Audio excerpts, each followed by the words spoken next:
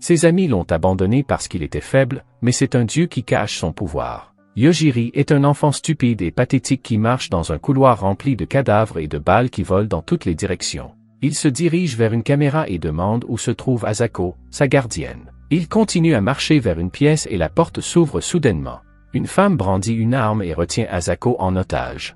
Asako demande à la femme ce qu'elle veut, mais celle-ci lui dit de se taire. Yojiri se précipite à l'intérieur de la pièce, heureux de retrouver Asako. La femme dit à Yojiri de ne pas bouger, sinon elle fera sauter la cervelle d'Asako. Asako se plaint d'être blessée, et dans la seconde qui suit, quelque chose se passe. Des vagues apparaissent et la femme tombe morte sur le sol. Asako est confuse, mais Yojiri la serre dans ses bras et lui sourit en lui disant qu'elles doivent rentrer. Un Yojiri plus âgé est réveillé par son camarade de classe Tomoshika qui semble paniqué. Il ouvre les yeux, se demande qui elle est, mais se souvient rapidement qu'il s'agit de la fille au nom bizarre. Il se souvient qu'avant de faire la sieste, ils étaient en voyage scolaire et demande s'ils sont déjà arrivés.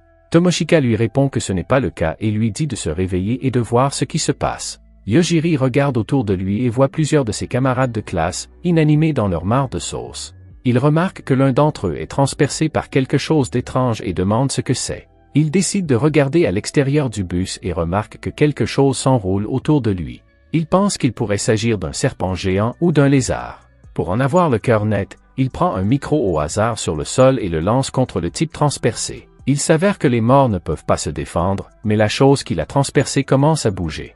Yojiri se tourne à nouveau vers l'extérieur du bus et se rend compte qu'il s'agit d'une énorme wyvern. Le monstre s'envole et décide de foncer sur le bus en se préparant à cracher du feu. Tomoshika le serre dans ses bras, désespéré. C'est à ce moment-là que le cerveau de Yojiri se recompose. La sensation d'une fille remplie de plots qui s'accroche à son bras lui fait changer d'avis. Il se concentre sur l'ouverture d'une porte et prononce un mot, dit « mourir ». La wyvern s'effondre soudainement sur le sol. Yojiri dit à Tomoshika qu'ils sont sains et saufs, mais elle est confuse et demande ce qui se passe. Yojiri sort sa console tout en lui disant de se calmer et de lui raconter ce qui s'est passé. Il commence à jouer à un jeu vidéo, mais elle s'énerve en disant que ce n'est pas le moment de jouer. Après l'avoir regardé jouer un peu, elle lui dit simplement qu'il est nul en jeu vidéo et commence à lui donner des conseils. Mais elle se rend vite compte de leur situation et lui dit que ce n'est pas le moment. Il lui demande si elle se sent mieux, ce qu'elle confirme. Il lui demande de commencer à expliquer comment ils se sont retrouvés dans cette situation. Tomoshika révèle que leur bus roulait tranquillement dans la nuit. Cependant, après avoir traversé un tunnel, ils se sont retrouvés dans un champ étrange. Tout le monde était confus et elle a même demandé à son ami si l'extérieur était toujours comme ça. Mais son ami n'a pas pu lui répondre. Soudain, une fille est entrée dans le bus et a salué tout le monde à l'intérieur. Elle se présenta comme étant Sion, la petite fille du grand sage. Leur professeur s'est levé pour se plaindre, mais la jeune fille lui a tout de suite sorti la tête de l'eau. La fille a ensuite fait comme si de rien n'était, disant aux enfants de se calmer et d'être attentifs sans faire de bêtises. Tout le monde s'est figé sous le choc, car la jeune fille leur a dit de ne pas l'ennuyer, sinon tout le monde subirait le même sort. Elle leur explique que son niveau de puissance est de 530 000. Elle fait ensuite surgir la tête du conducteur, en précisant que c'était une blague et qu'elle s'attendait à ce qu'il rie. Elle sait que ce n'est pas juste, mais c'est ainsi que cela fonctionne dans un monde différent. Elle décide alors d'expliquer toute cette histoire aux élèves. Elle a convoqué tout le monde ici parce qu'elle cherche des candidats sages. Elle révèle que ce monde est gouverné par des sages et que leur nombre est assez faible. C'est pourquoi elle les a convoqués pour recruter du personnel. Elle pointe sa main vers l'avant tout en lançant de la magie. Tomoshika pense que tout le monde va être touché et ferme les yeux. Mais lorsqu'elle ouvrit les yeux, elle vit plusieurs élèves briller. Cependant, elle était l'une des rares à ne pas briller. Sion révèle alors qu'elle a installé la version de Battlesong sur tous les élèves qui brillent et qu'ils devraient voir des logos à l'écran. Tomoshika est confuse et demande à son amie si elle voit quelque chose. Son amie utilise ses doigts pour toucher de l'air, expliquant qu'elle voit des lettres colorées disant « statue ». Sion révèle alors que ce système ne peut être utilisé que dans ce monde et qu'il s'appelle le don. Tout le monde doit l'utiliser pour essayer de devenir sage dans le mois qui vient. Tomoshika lève la main pour poser une question. Elle affirme qu'elle n'a pas vu les logos ou qu'elle n'a pas brillé. Sion répond simplement que certaines personnes ne sont pas compatibles et qu'elle doit faire avec. Tomoshika est choquée, surtout lorsque Sion lui révèle que si personne ne devient un sage, ils deviendront tous du bétail pour produire de l'énergie magique. Sion explique ensuite que leur première mission commencera dans 1 heure et qu'ils doivent essayer de ne pas se faire anéantir tout de suite. Elle s'éloigne ensuite et Tomoshika s'assoit, révélant qu'elle ne comprend rien. Son ami lui indique qu'il y a des détails concernant leur mission sur leur écran. Il s'avère que leur mission est d'échapper au dragon qui arrive. Tomoshika ne croit pas à l'existence d'une telle chose. Yasaki essaie de se comporter comme un chef. Il affirme qu'ils devraient essayer d'éclaircir la mission et qu'ils doivent tous travailler ensemble. Pour cela, ils doivent parler de leurs forces et de leurs faiblesses. Chacun écrit son nom et ses statistiques sur un morceau de papier, mais Tomoshika se rend compte qu'il y a 4 élèves, dont elle, qui n'ont pas brillé. Cependant, l'un d'entre eux est Yojiri, qui dort, parce qu'on s'en fout. Ils se plaignent tous de son insouciance, jusqu'à ce qu'ils remarquent que tous les autres sortent du bus. Elles décident elles aussi de sortir, mais Tomoshika reste en arrière pour réveiller Yojiri. L'autre fille essaie de la convaincre de le laisser derrière elle, mais elles entendent soudain 2 types se disputer. Il s'avère que Yasaki ne veut pas que les 4 viennent avec eux. Le délinquant se plaint, mais Yasaki lui dit de se taire parce que sa classe est la générale. Il décide de se transformer en crétin, en cassant les chaises du bus, et explique que c'est le pouvoir d'un don. Il n'est que de niveau 1, mais il est bien plus fort que ces 4 plébéiens d'humains. L'autre fille dit à Yasaki que s'il est fort, il devrait les protéger. Mais Yasaki répond que cela fait partie du plan. Tout le monde est confus, et il dit à la fille à ses côtés d'utiliser son don.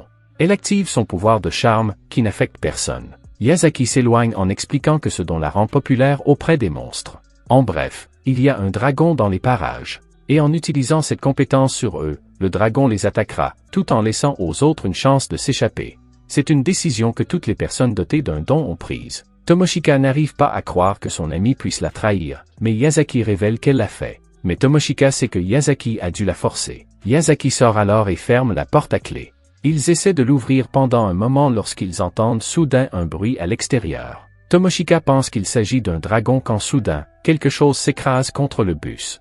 Le gars panique et Tomoshika remarque que l'autre est sorti. Après avoir tout expliqué, Yojiri se rend compte qu'il y a un gros problème. Il n'a aucun moyen de recharger sa console dans ce monde. Il se lève alors, mentionnant que selon Yasaki, il n'y a plus de danger à l'extérieur. Tomoshika demande si Yojiri a fait quelque chose, mais il répond que le dragon s'est écrasé sur le sol et est mort. Elle sait que c'est une vie, mais il décide de sortir par la fenêtre. Après avoir vérifié les environs, Yojiri remarque qu'ils peuvent aller dans les collines, la ville ou la forêt. Tomoshika fait alors remarquer que quelque chose vole dans le ciel. Elle se rend compte qu'il s'agit de 3 de leurs camarades de classe. Yojiri est impressionné par sa vision à longue distance et lui demande s'il doit les tuer. Elle lui demande ce qui ne va pas dans son esprit. Mais Yojiri répond simplement qu'ils les ont laissés derrière eux pour mourir. Tomoshika dit qu'il ne devrait pas parler de les tuer. Yojiri répond qu'il pourrait être hostile à leur égard. Elle est confuse, mais les gars commencent à s'approcher, également confus parce que le dragon est mort. L'un d'eux remarque que Tomoshika est toujours en vie et se plaint qu'il avait l'intention de transformer son cadavre en zombie pour qu'il puisse se déchaîner, oui ce genre de déchaînement. Les gars discutent entre eux, se plaignant que transformer un cadavre en zombie et l'utiliser est bizarre. En entendant ces mots, Tomoshika se rend compte qu'ils ne peuvent pas être amis. Soudain, l'un d'eux lance une énorme boule de feu qui manque de peu Tomoshika. Les gars continuent de parler entre eux du raffinement de leur magie et du fait que l'un d'entre eux est un guérisseur, l'autre un héros, et le dernier un nécromancien. Le type qui a lancé la boule de feu demande alors à Tomoshika de venir à ses côtés sans résister. Elle ne comprend pas sa demande, mais les 3 hommes lui révèlent simplement qu'ils veulent passer du bon temps avec elle. Tomoshika se rend compte qu'ils en ont tous après son corps. Yojiri est impressionné qu'elle ait le courage de dire cela dans une telle situation. Le nécromancien se plaint qu'elle et Yojiri semblent trop proches. Mais Yojiri dit simplement qu'il s'occupera même de la conversation. Il pointe du doigt le type à la boule de feu et lui dit de mourir. Les 2 autres s'esclaffent mais sont choqués de voir le type s'étreindre au hasard sur le sol. Il demande ce qui s'est passé et Yojiri répond qu'il lui a simplement ordonné de mourir. Il leur dit de ne pas bouger, mais le nécromancien essaie d'aller voir son ami. Yojiri lui dit de mourir lui aussi. Il ne reste plus que Fatso, et Yojiri lui dit que s'il bouge, il mourra. Yojiri promet d'expliquer son pouvoir et demande à Fatso de vérifier si les 2 autres sont vraiment morts. Fatso s'exécute et utilise son pouvoir de guérison, mentionnant qu'il peut guérir n'importe quoi en un instant. Cependant, ses amis ne bougent pas. Tomoshika réalise que c'est Yojiri qui a tué le dragon, mais qu'il ne voulait pas expliquer ce qui s'était passé. Elle se fâche, mais Yojiri lui explique que Fatso est stupide et qu'il doit donc lui expliquer en détail plutôt qu'à elle. Fatso se plaint que Yojiri est allé trop loin. Mais notre garçon explique simplement qu'il l'a fait parce qu'ils ont essayé de l'attaquer. Il explique ensuite que sa capacité s'appelle Instant Death, morte instantanée, et qu'elle s'applique à n'importe quelle cible. En fait, il n'a pas besoin de dire aux gens de mourir. Il lui suffit d'y penser. Fatso dit que c'est impossible, mais Yojiri aimerait bien tester cette théorie. Fatso accepte la défaite et tente de s'approcher de Yojiri en faisant semblant d'avoir peur. mais il se prépare à l'attaquer avec une attaque magique, mais Yojiri lui dit simplement d'arrêter. Fatso est confus et Yojiri lui explique qu'il a aussi une capacité qui lui permet de savoir si quelqu'un a l'intention de le tuer ou non, et pour ne rien arranger, il peut combiner les deux capacités. En bref, il n'a pas besoin de savoir qui essaie de le tuer. Fatso abandonne en larmes et Yojiri demande pourquoi ils sont si arrogants sitôt après avoir obtenu ses compétences. Fatso révèle alors que c'est la deuxième fois qu'ils viennent tous les trois dans ce monde. Ils ont vaincu le monde des démons et sont retournés dans leur monde. Yojiri demande à Tomoshika si les trois ont manqué des cours, et elle répond que non. Fatso révèle que lorsqu'ils sont rentrés chez eux, quelques heures seulement s'étaient écoulées. Yojiri décide de le tuer, mais Fatso demande à Tomoshika de l'aider. Tomoshika répond qu'elle n'est en vie que parce que Yojiri l'a sauvée, et que c'est donc à lui de s'en occuper. Fatso la traite de froide et sort un objet, promettant que si elle le met sur lui, elle deviendra sa servante. En bref, c'est un collier d'esclave, et il le met sur lui. Il agit comme un pervers en marchant vers elle, mais elle lui dit d'arrêter. Le collier commence à l'étrangler et elle lui demande s'il y a un moyen de ne plus être son maître. Fatso obéit à l'ordre, mentionnant qu'elle peut le transférer à une autre personne. Elle le fait et le transfère à Yojiri, qui décide de ne pas le tuer. Au lieu de cela, Fatso doit se rendre dans la forêt remplie de monstres et y attendre. Mais avant de partir, Fatso doit laisser tous ses objets, et ne jamais parler à personne de Yojiri et Tomoshika. Fatso obéit aux ordres et Tomoshika demande si tout va bien. Yojiri répond que Fatso les trahira toujours, et que c'est donc mieux ainsi. Elle lui demande alors s'il ne se doute pas qu'elle pourrait le dénoncer. Yojiri répond simplement que c'est comme ça, après tout, c'est lui qui a décidé de la protéger. Elle rougit en disant qu'elle ne sait pas quoi répondre et qu'ils ne se sont jamais beaucoup parlé auparavant. Elle demande pourquoi il a décidé de la protéger. Yojiri répond d'abord qu'il ne sait pas pourquoi, mais après l'insistance de Tomoshika, il admet que c'est à cause de son intrigue douce et juteuse. Elle rougit et se met en colère, se plaignant que les hommes sont tous les mêmes. Pendant ce temps, Sion est au lit et fait ce qu'il veut. Un gars vient faire son rapport, mentionnant que la première mission a été accomplie avec 4 pertes, 200 capacités et 2 rangs S. Il mentionne que les rangs S sont morts. Il mentionne que les rangs S sont morts instantanément sans avertissement et pense qu'il s'agit d'une magie de mort instantanée. Cependant, elle rejette cette possibilité et retourne se coucher. Yojiri et Tamashiko ont réussi à atteindre la ville voisine. Tamashiko est heureuse, mais Yojiri a sommeil. Il remarque que les gardes ferment la porte et se précipitent vers eux, mais ils ne comprennent pas ce qu'ils disent. Les gardes leur ordonnent d'attendre qu'ils appellent leur seigneur. Le seigneur apparaît en disant que cette situation est ennuyeuse et il demande s'ils se sont séparés des garçons qui sont venus à midi. Tamashiko est heureuse parce que le garçon connaît le japonais, mais Yojiri demande simplement au garçon de les laisser entrer pour qu'ils puissent rejoindre leurs camarades. Le garçon s'énerve en disant que d'habitude les gens doivent payer pour entrer. Cependant, il a reçu l'ordre de ne pas gêner les candidats de sages. Yojiri mentionne alors à ses collègues qu'ils se dirigent vers la capitale et comment ils peuvent s'y rendre, mais ce visage hideux se contente de dire qu'il ne les gênera pas et qu'il ne les aidera pas. Yojiri le remercie et décide de partir. Cependant, ce type dit qu'il veut que Tamashiko passe la nuit chez lui à faire de la Zumba. Elle refuse immédiatement et entraîne Yojiri.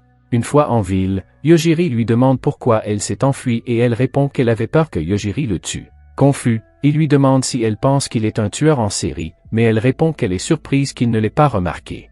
En regardant autour d'elle, Tamashiko s'enthousiasme parce que la ville ressemble à une ville fantastique. Une jeune fille rusée, nommée Miu, s'approche d'eux et leur demande s'ils sont candidats et s'ils sont perdus, car il semble que ce soit la première fois qu'ils viennent en ville. Tamashiko est excitée de voir des oreilles de chat, mais Yojiri demande ce que veut la fille. La fille au chat explique qu'elle veut les aider gratuitement. Ils sont confus et demandent pourquoi elle fait cela. Miu explique qu'elle veut s'entendre avec les candidats pour 2 raisons. Premièrement, ils ont un avenir garanti et deuxièmement, ils sont faciles à séduire. Tamashiko pense que cette fille est sans espoir, mais Miu répond qu'elle ne veut pas séduire son petit ami, mais qu'elle pense que le secret pour construire une bonne relation vient de l'amitié. Tamashiko explique qu'ils ne sont pas en couple, mais Yojiri veut savoir ce qu'elle pense de leur situation. Elle répond qu'elle veut jeter un coup d'œil à la ville avant la nuit, car c'est son objectif. Yojiri demande à Miu de les accompagner pour une visite. Après avoir fait du shopping, Tamashiko révèle qu'elle ne s'attendait pas à porter ce nouveau type de vêtements de façon aussi décontractée, mais elle est tellement aveugle qu'elle ne se rend pas compte qu'ils sont actuellement encerclés. Yojiri révèle qu'il s'attendait à se retrouver dans cette situation. Tamashiko s'excuse en mentionnant qu'elle voulait suivre Miu parce qu'elle semblait gentille. Les bandits commencent à les malmener, mais Yojiri protège la jeune fille et leur demande s'ils veulent de l'argent. Les bandits révèlent qu'ils veulent de l'argent, mais que leur principale cible sont les candidats sans talent. Il explique que ceux qui ont des dons vont généralement dans leur ville. Tout le monde les déteste, mais ils ne peuvent rien leur faire. En revanche, les candidats sans talent sont parfaits pour être battus et vendus. Tamashiko commence à paniquer, mais notre Yojiri est encore détendu et il répond qu'il comprend, mais il demande la permission de tuer les bandits. Les bandits le narguent en lui expliquant qu'ils vont les tuer. Tamashiko tente de prévenir Miu en lui expliquant que Yojiri est fort malgré son apparence, mais ce stupide garçon-chat pense que ce n'est que du bluff, car 2 personnes sans le don sont aussi inutiles que dans la vraie vie. Yojiri sort son avis de décès et ordonne à tout le monde de mourir en un instant. Les autres bandits sont confus, mais Yojiri poursuit sa tâche en ordonnant au type à l'empreinte de léopard de mourir en 2. Celui-ci s'effondre et Yojiri se rend compte qu'il est impossible d'être à moitié mort. Il décide d'essayer quelque chose de nouveau et pointe la cheville du poulet en lui ordonnant de mourir. Le garçon s'effondre, mais Yojiri pense qu'il s'agit d'une erreur et pointe l'épaule du garçon en lui ordonnant de mourir. Le garçon part lui aussi dans l'au-delà et Tamashiko dit que Yojiri a été trop dur avec les pauvres bandits, mais il révèle qu'il a essayé de les ménager et ordonne à ce chien de mourir. Le garçon devient aveugle, ce qui choque tout le monde. Yojiri poursuit son assaut, obligeant Miu à lui demander qui il est. Yojiri ne répond pas, pensant qu'il n'est pas efficace de tuer des parties individuelles du corps. Miu essaie de jouer la victime en demandant de l'aide parce que ses jeunes frères attendent qu'elle rentre à la maison, mais Yojiri répond simplement que ce n'est pas une raison pour voler et tuer des gens. Le dernier garçon demande s'il n'est pas surdoué, mais Yojiri les montre du doigt et leur dit de mourir. Étrangement, cela ne fonctionne pas car ils sont toujours en vie, alors ils essaient de s'échapper. Tamashiko demande s'il les laisse partir, mais Yojiri répond qu'il a simplement retardé son ordre. 2 bandits tentent de se cacher, mais la mort arrive. Yojiri dit à Tamashiko qu'il est temps de partir, mais ils sont arrêtés par des gardes qui veulent savoir ce qui se passe. Yojiri ment et explique qu'ils se sont perdus et ont trouvé tout le monde mort. L'un des gardes révèle qu'il s'agit d'un mensonge car il a vu tout le monde tomber lorsque les bandits étaient sur le point de les attaquer. Tamashiko se met en colère car cela signifie clairement que les gardes regardaient mais ne les ont pas aidés. Yojiri comprend que les gardes voulaient les laisser se vendre et ensuite retrouver les personnes qui les achèteraient. La gardienne confirme et dit à Yojiri qu'il ne peut rien faire parce qu'ils sont protégés par les cadeaux. Cependant, l'un des gardes utilise ses capacités d'évaluation et révèle que ni Yojiri ni Tamashiko n'ont de don. Cela signifie clairement qu'ils ne peuvent rien leur faire car ils n'ont aucun pouvoir. Le garçon s'excuse parce que son capitaine est impoli, mais Yojiri s'en moque. Il demande au garçon s'il connaît un endroit où ils peuvent passer la nuit et il les emmène dans un immense manoir, ce qui bouleverse Tamashiko, qui pense qu'il s'agit d'un château. Yojiri lui demande si elle peut partager une chambre avec lui pour économiser de l'argent, mais elle est timide. Il décide de demander des chambres voisines. Tamashiko est heureuse parce qu'elle est grande, mais elle s'interroge sur les véritables intentions de Yojiri lorsqu'il lui a demandé si elle voulait partager sa chambre. Elle réfléchit à la situation actuelle et se demande s'il l'aime bien, mais elle se souvient rapidement qu'il ne s'intéresse qu'à son intrigue juteuse et cotonneuse. Soudain, elle aperçoit un esprit dans les airs et remarque qu'il ressemble à sa sœur aînée, à qui elle demande comment elle est venue au monde. Mais l'esprit lui répond qu'elles sont différentes et se présente comme Mokomoko, son ancêtre et esprit tutélaire. Tamashiko est troublée par la dernière partie et l'esprit lui révèle qu'il est apparu pour l'aider. Tamashiko demande pourquoi maintenant et pas avant, mais l'esprit révèle qu'il avait peur que Yojiri l'efface. Tamashiko est surprise que sa capacité fonctionne avec les esprits et l'esprit implore la jeune fille de lui parler d'elle afin qu'il ne lui fasse pas de mal. L'esprit lui révèle qu'il peut la protéger de tout, sauf des attaques physiques. Il lui révèle également pourquoi Tamashiko n'a pas de don, et que c'est parce qu'elle l'a protégé. Tamashiko se met en colère et demande pourquoi, mais l'esprit lui révèle que c'était dangereux, car les dons ont des avantages, mais ils permettent aussi à Sion de contrôler sa vie. Tamashiko et les 3 autres ont été protégés par les esprits, mais son ancêtre n'en sait rien. L'esprit est heureux d'avoir enfin un successeur pour l'école de tir à l'arc, mais Tamashiko l'ignore en disant qu'elle veut retourner dans son monde. L'esprit s'enthousiasme, mentionnant que c'est la raison pour laquelle elle va enseigner ses vrais arts martiaux.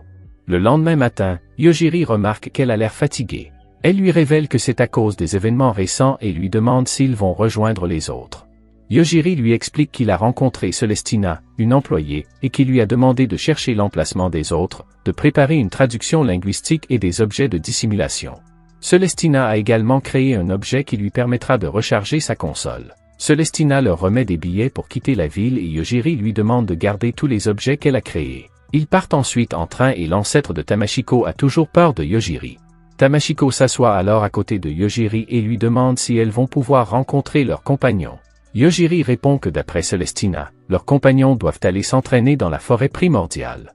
Soudain, une énorme explosion fait sauter le plafond. Pendant ce temps, dans l'ancienne cité, les gardes tentent d'interroger le chien qui a été aveuglé par Yojiri. Le chien ne veut pas parler et il lui explique que la magie de guérison ne fonctionne pas. Une femme sage, Ien, trouve cela intéressant et retire l'un des yeux du chien. Elle lance sa magie de guérison pour reconstruire l'œil entier, mais le chien ne voit toujours pas. Elle trouve cela encore plus intéressant et décide de se révéler en tant que vampire et mord le garçon pour le transformer et augmenter ses capacités. Elle le guérit, mais le garçon reste aveugle. Soudain, le bâtiment se met à trembler et un garçon appelé le héros apparaît à l'intérieur. Le héros attaque Ien à plusieurs reprises, mais elle se contente de dire qu'elle aime sa robe. Les gardes sont confus car elle n'est pas blessée, mais en fait elle est instantanément guérie. Le héros rengaine son épée et Ien lui demande pourquoi il l'attaque alors qu'il devrait s'occuper du seigneur démon. Le héros la traite de tyran et prépare une attaque qui fait exploser tout le bâtiment. Il est heureux d'avoir enfin réussi à tuer un vampire pour Ariel. Cependant, Ien est toujours en vie et elle lui demande si Ariel est son amante. Il est choqué et n'arrive pas à croire que Ien ait réussi à éviter l'attaque. Cependant, Ien explique qu'elle n'a pas bougé du tout parce qu'elle ne peut pas mourir. Le héros est confus car son attaque aurait dû l'éliminer, mais elle pense simplement que ce serait génial si c'était possible. Finalement, le héros supplie qu'on le tue, mais elle le jette du haut de l'immeuble. Pendant ce temps, dans le train, un message ordonne aux passagers de ne pas bouger parce qu'un sage se bat contre un agresseur. Yojiri pense qu'ils sont en sécurité car personne ne les poursuit, mais Tamashiko ne sait pas ce qui se passe. Il regarde autour d'eux et voit un énorme robot que Yojiri comprend être l'attaquant. Tamashiko utilise son incroyable vue pour dire que le sage flotte et lance plusieurs attaques sur le robot, mais la bataille est plutôt équilibrée. Tamashiko demande si Yojiri peut se débarrasser du robot, mais il lui demande pourquoi devrait le faire. Elle affirme qu'ils vont mourir, mais Yojiri répond qu'ils ne sont pas visés. Il révèle qu'il a des règles pour utiliser son pouvoir, sinon il tuerait simplement tous ceux qui l'ennuient. Soudain, une énorme attaque est lancée vers eux, mais heureusement, le robot l'encaisse. Le sage se plaint que le robot bouge et il attaque avec un énorme sort de glace. Les passagers sont gelés, mais Yojiri parvient à protéger Tamashiko.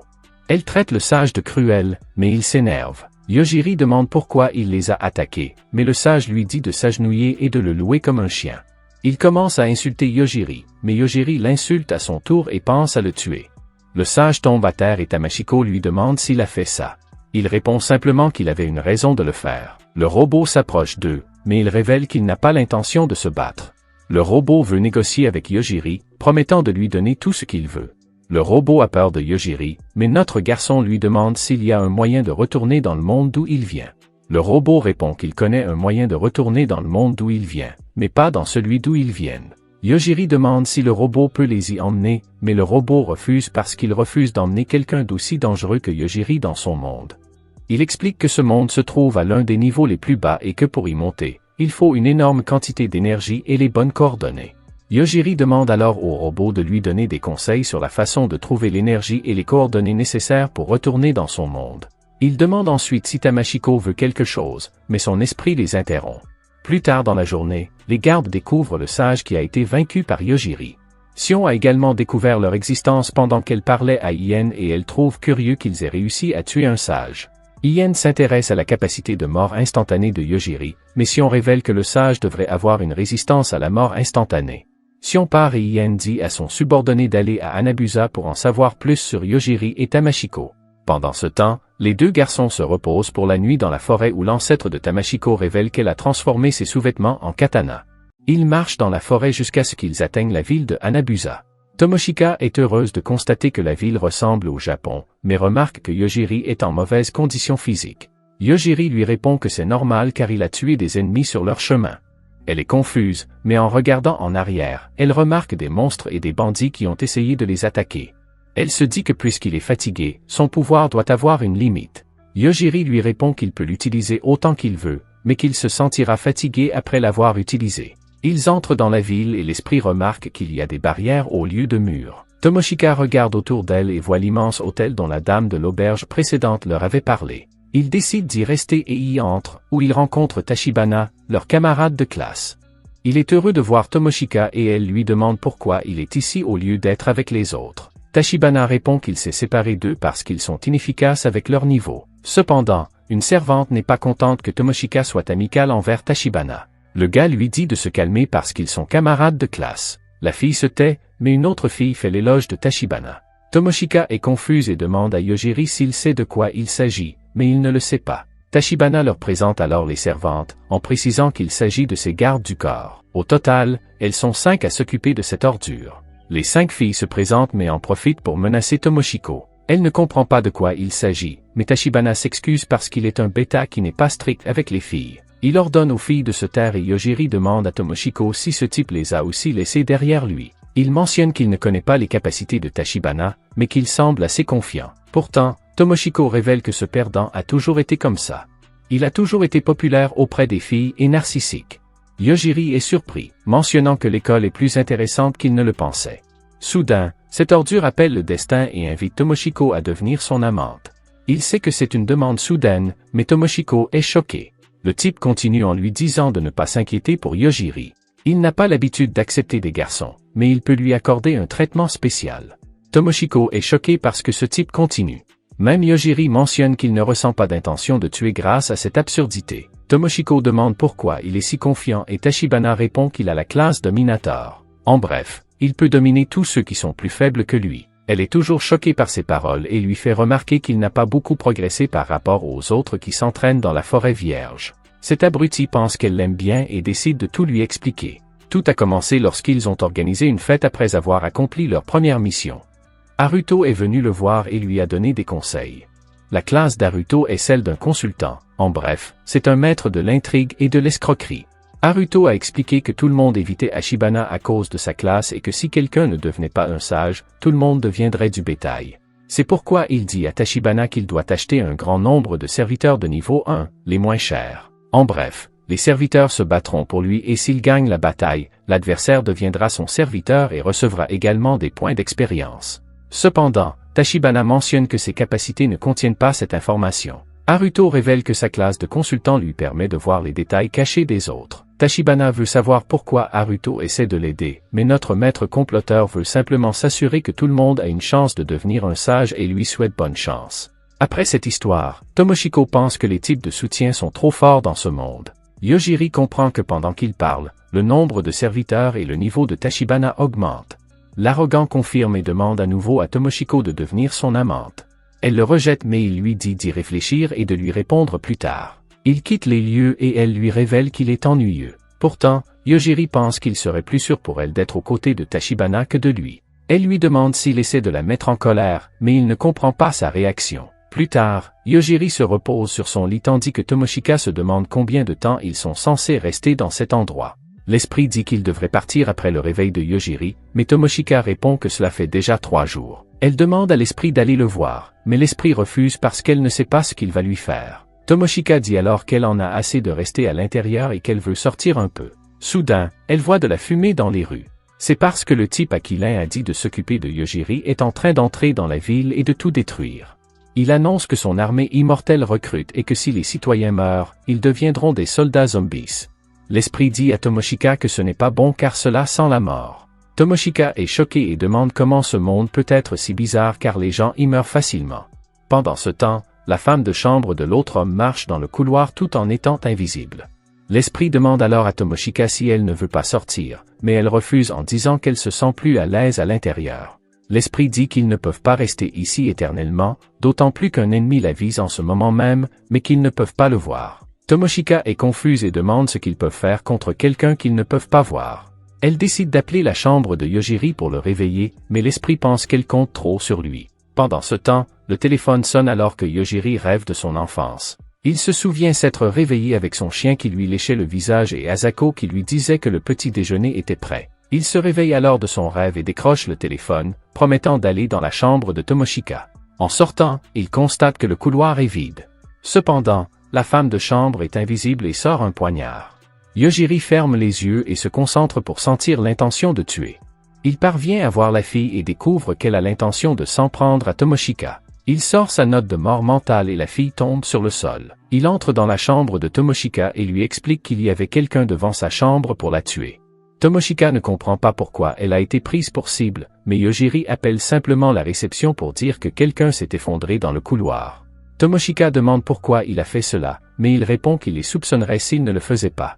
Pendant ce temps, Tachibana reçoit une alerte indiquant que le signal de sa femme de chambre a disparu. Mais il doit s'inquiéter de l'autre monstre à l'intérieur du donjon. Le monstre l'attaque mais il utilise la barrière pour le bloquer. Il pense que c'est ennuyeux et utilise la barrière pour attaquer, mutilant le bras du monstre. L'un des serviteurs est très content et dit qu'il est bien trop fort pour les monstres du 100e étage. Le monstre demande qui est Tachibana, mais ce type utilise son menu pour utiliser la compétence Flare Bombe. Le monstre est vaincu, et il lui marche dessus pour conclure un contrat. Le monstre l'appelle maître et la fille lance un sort de guérison pour restaurer les parties de son corps. Tachibana demande alors combien d'étages il y a dans ce donjon et découvre qu'il y en a 150.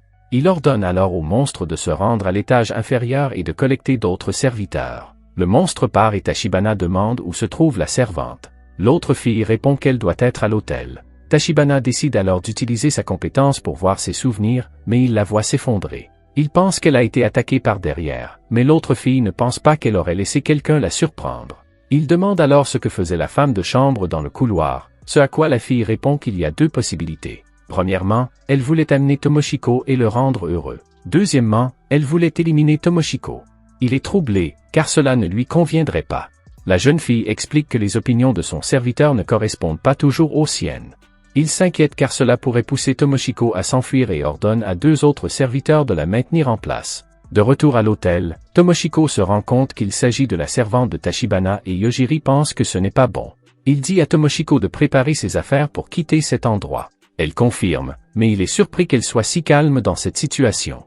Tomoshiko répond qu'elle a l'habitude de voir des morts lorsqu'elle est à ses côtés. L'esprit ajoute que les humains mourront de toute façon.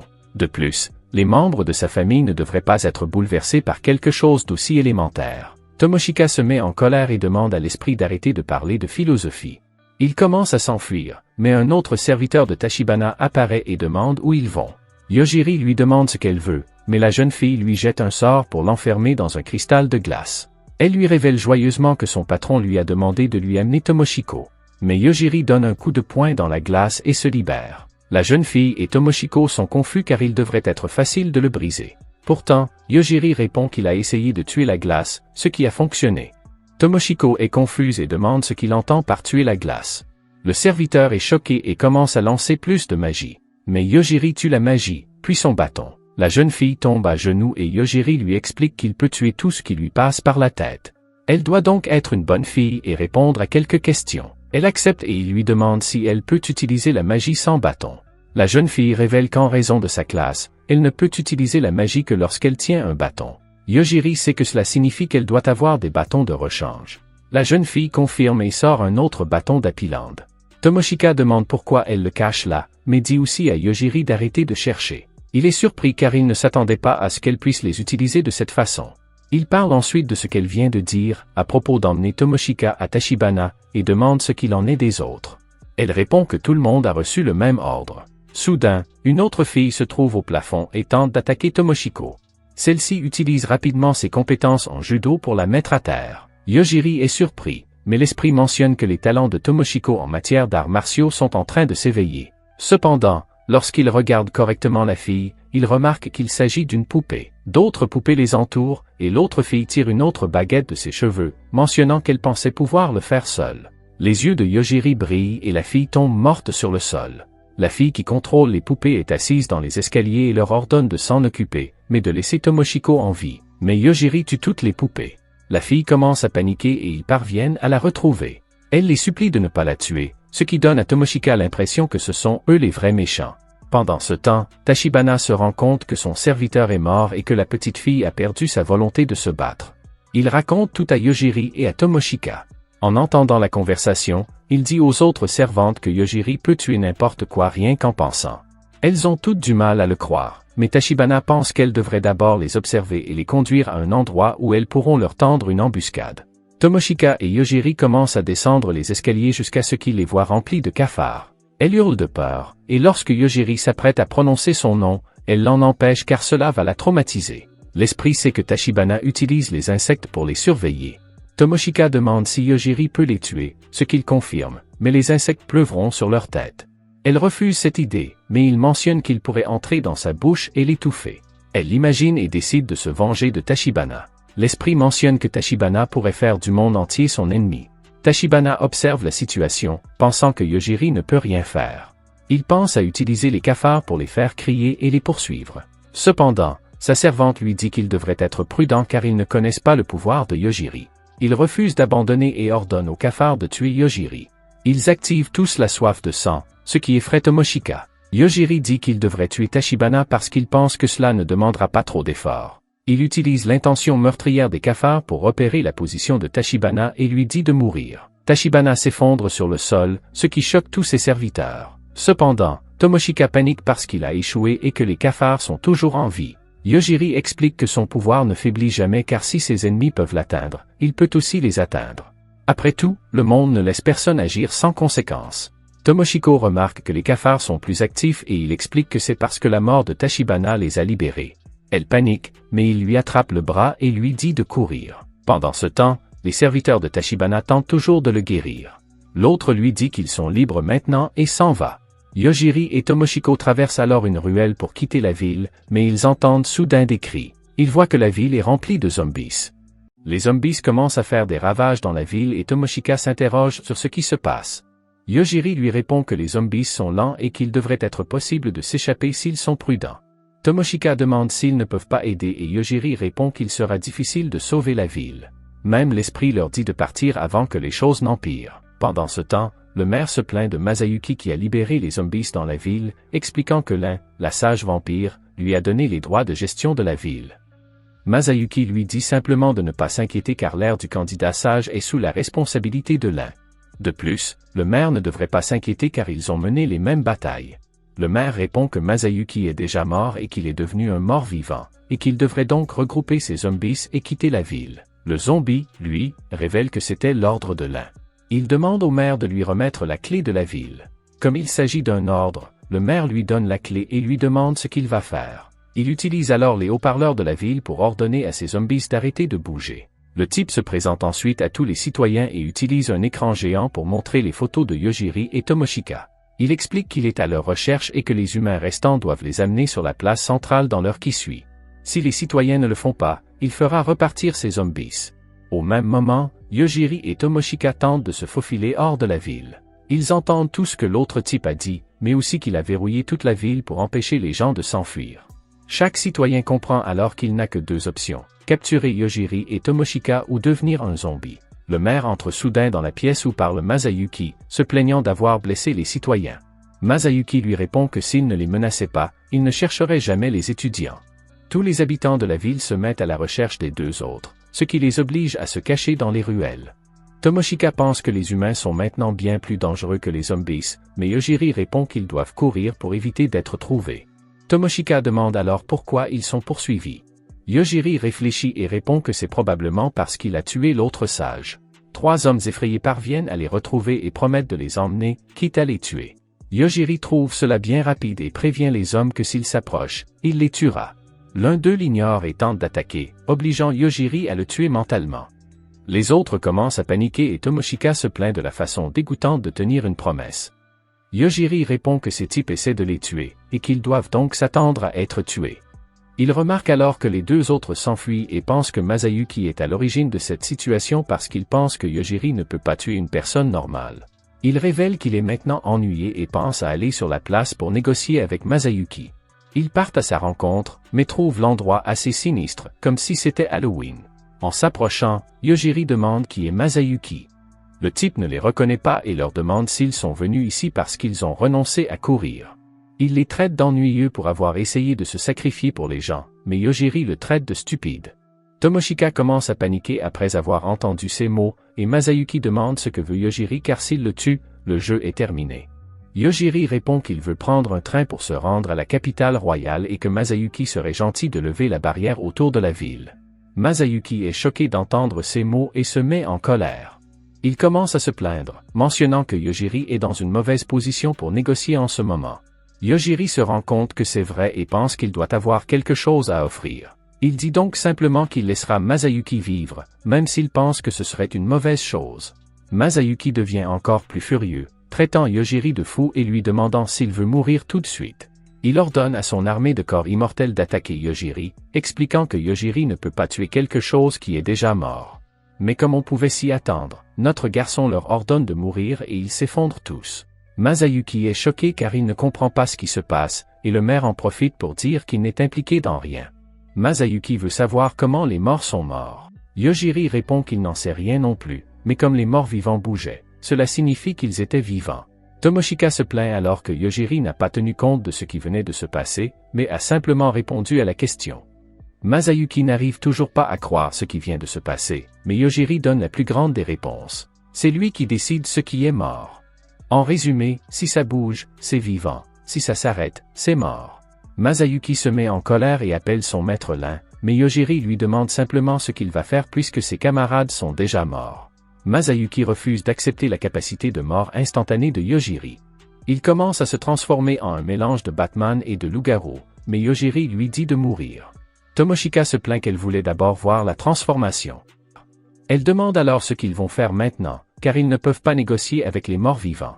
Yojiri répond que ce n'est pas un problème et s'adresse au maire. Celui-ci panique et supplie de rester en vie, promettant qu'il veut juste que sa ville reste en sécurité. Yojiri répond simplement qu'ils ont fait ça pour se protéger. Le maire explique alors que tout cela est dû au fait que Sage Lin a ordonné à Masayuki de tuer les deux. En entendant ce nom, Tomoshika demande si Sion n'est pas le vrai nom. Le maire explique alors que Sion est aussi un sage, mais que cette ville est sous le contrôle de Lin. Tomoshika est confuse car ils sont venus dans ce monde à cause de Sion, et maintenant un autre sage veut les tuer. Le maire explique qu'il ne sait pas grand-chose à ce sujet, mais qu'il n'a pas l'habitude d'interférer avec les candidats sages. L'esprit appelle alors Yojiri, mais celui-ci répond qu'il sait déjà qu'une sorte de manipulation spirituelle se dirige vers cette zone. Soudain, Yojiri commence à ressentir des intentions meurtrières tout autour de la place. Tous les citoyens s'approchent. Le maire vérifie alors le corps de Masayuki, expliquant que s'ils utilisent la magie spirituelle, les barrières de la ville devraient les protéger. Il essaie d'activer la clé, mais cela ne fonctionne pas. Il se rend alors compte que c'est Lin qui contrôle la barrière. Pendant ce temps, Lin tente de diriger un énorme monstre vers la ville. Son nouveau serviteur vampire, qui est l'un des esclaves de Tachibana qu'elle a transformé, se plaint que c'est dangereux. Lin explique cependant que Tachibana a été tué à distance parce que son hostilité a été repérée. Lin demande comment elle évalue le niveau de menace de Yojiri, et la servante répond qu'il est supérieur à celui d'un sage ou d'un être mythique. Elle demande à Lin de ne pas s'approcher de Yojiri, mais Lin refuse. Lin se rend compte que même si sa servante sait qu'elle est immortelle, elle s'inquiète pour elle. Cela signifie que Yojiri doit être une sorte de dieu de la mort. Pendant ce temps, à l'intérieur de la ville, Tomoshika demande si Yojiri ne peut pas tuer la source qui contrôle les citoyens. Il répond que c'est différent du cas de Tachibana.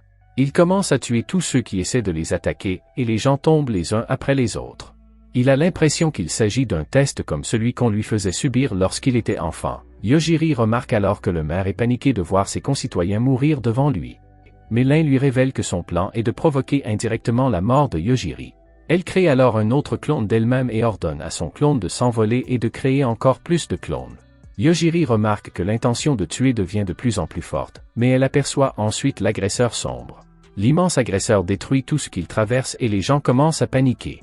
Au même moment, Lin révèle que ses clones ne savent rien de Yojiri et qu'ils n'ont aucune intention de meurtre à son égard. Il ordonne alors à ses clones d'attaquer la ville lorsque l'agresseur tentera d'attaquer ou mourra. Tomoshika demande alors à Yojiri s'il peut tuer l'agresseur. Il répond par l'affirmative, ce qui la choque car elle ne s'y attendait pas. Le maire supplie Yojiri de sauver la ville, mais il a un mauvais pressentiment. Néanmoins, il ordonne la mort de l'agresseur, et pendant que l'effet se fait sentir, il remarque que la ville est attaquée depuis les airs. Il sauve Tomoshika, qui se demande si l'agresseur est à l'origine de cette attaque. Yojiri révèle qu'il a tué l'agresseur, mais que cette attaque s'est mêlée à l'intention meurtrière des ténèbres pour passer inaperçue. Il se rend compte que cette attaque n'a pas de cible, mais que le but est de détruire tout le monde. Il pense que tout ce qui s'est passé jusqu'à présent n'était qu'un test, mais Tomoshika lui dit d'arrêter de profiter de son nouvel oreiller. Il se lève alors et Yojiri explique qu'il ne sait pas ce qui se passe. En regardant le ciel, Tomoshika explique qu'elle voit plusieurs femmes en robe pleuvoir du ciel. Le maire comprend qu'il s'agit de Lin et Tomoshika demande si Yojiri peut lui faire quelque chose. Il explique qu'il ne peut rien faire car elle ne le vise pas. De plus, ils se déplacent tous si vite qu'il ne peut pas les trouver. Bref, tout cela est prévu pour faire face à son habileté. Comme toutes les femmes se ressemblent, Tomoshika demande combien il existe de Lin. Le maire révèle alors qu'il s'agit de clones car Lin a de superbes capacités de régénération. Yojiri révèle qu'il peut y faire face, mais que ce serait plus facile si elle le visait. Le maire fait alors apparaître un hologramme de la ville et explique qu'il y a un schéma dans les attaques. Il n'attaque pas 2 fois le même endroit et les attaques ne sont pas rapprochées les unes des autres. L'esprit traite même l'Inde idiote parce qu'elle essaie de rendre les choses aléatoires, alors qu'elle les a rendues cohérentes. Tomoshika pense qu'ils peuvent utiliser ces informations pour prédire où aura lieu la prochaine attaque. Le maire comprend rapidement où elle aura lieu et Yojiri dit qu'il s'y rendra. Le maire révèle alors qu'il l'aidera grâce à sa capacité de téléportation. Tomoshika veut aussi venir. Yojiri lui dit de se cacher mais ajoute qu'elle est la seule à pouvoir tout voir. L'esprit veut aussi l'aider et il décide de se téléporter. Yojiri et Tomoshika se tiennent la main et elle le conduit à l'endroit où le clone va frapper. Il ordonne au clone de mourir et l'esprit utilise une capacité pour créer un bouclier autour d'eux. Après l'impact, le bouclier est récupéré et Tomoshika est soulagée car elle pensait mourir. Yojiri remarque alors quelque chose sur la main de Tomoshika et lui demande ce que c'est. L'esprit a utilisé son pouvoir pour combiner une partie des sous-vêtements de Tomoshika avec le pouvoir de l'agresseur précédent qui peut se transformer en abri. L'esprit est inquiet car vaincre les clones ne servira à rien dans le jeu final. Yojiri lui répond que tout va bien. Les clones tombent et disparaissent, ce qui amène l'un à se demander comment les vampires immortels peuvent mourir. Son serviteur lui dit qu'il ne devrait pas viser Yojiri, mais l'un répond qu'elle doit simplement créer de nouveaux clones avec des paramètres différents. Soudain, elle ressent une étrange sensation dans son corps et réalise que son vrai corps, caché dans une autre dimension, est mort. Elle se lance alors dans un saut à l'élastique sans corde, mais pense que c'est ainsi qu'elle sauvera la jeune fille. Elle disparaît soudainement et Tomoshika se rend compte qu'il n'y a pas d'attaque à venir. Il retourne alors chez le maire pour tout préparer et s'enfuir. Pendant ce temps, une jeune fille se réveille et remarque que son lit ressemble à un cercueil. Elle pense qu'elle est un vampire et voit une pierre dans sa main. Le rocher montre l'hologramme de l'un, expliquant que son plan a réussi et qu'elle est morte alors que la jeune fille a survécu. Elle explique ensuite à la jeune fille qu'elle est un clone plus jeune d'elle qui n'a pas récupéré ses souvenirs pour éviter d'être la cible de Yojiri. De retour en ville, le maire les remercie pour leur aide et leur donne une voiture, en leur disant de faire attention. Tomoshika se plaint que Yojiri joue à des jeux au lieu de conduire. Il explique que c'est parce qu'il percute toujours les murs lorsqu'il joue, et qu'il ne peut donc pas conduire. Sur ce, Tomoshika est prête à conduire et l'esprit révèle que sa famille est capable de conduire n'importe quoi. Alors qu'elle traverse un canyon, Tomoshika tente de réveiller Yojiri et de le convaincre de conduire, mais il rêve du moment où il a rencontré Asako, sa mère adoptive. Ce jour-là, Asako passe un entretien d'embauche dans un institut de recherche, mais en lisant le contrat, elle remarque une clause stipulant qu'elle ne pourra pas se plaindre si le travail est la cause de sa mort. Elle a évidemment essayé de refuser et de partir, mais on l'a forcée à signer. Elle pensait qu'il s'agissait là de la base d'une organisation maléfique, mais Yukio essayait de le nier. Alors qu'ils étaient dans l'ascenseur, elle voulut connaître les détails de son travail, mais Yukio lui répondit qu'elle devait simplement s'occuper d'un monstre.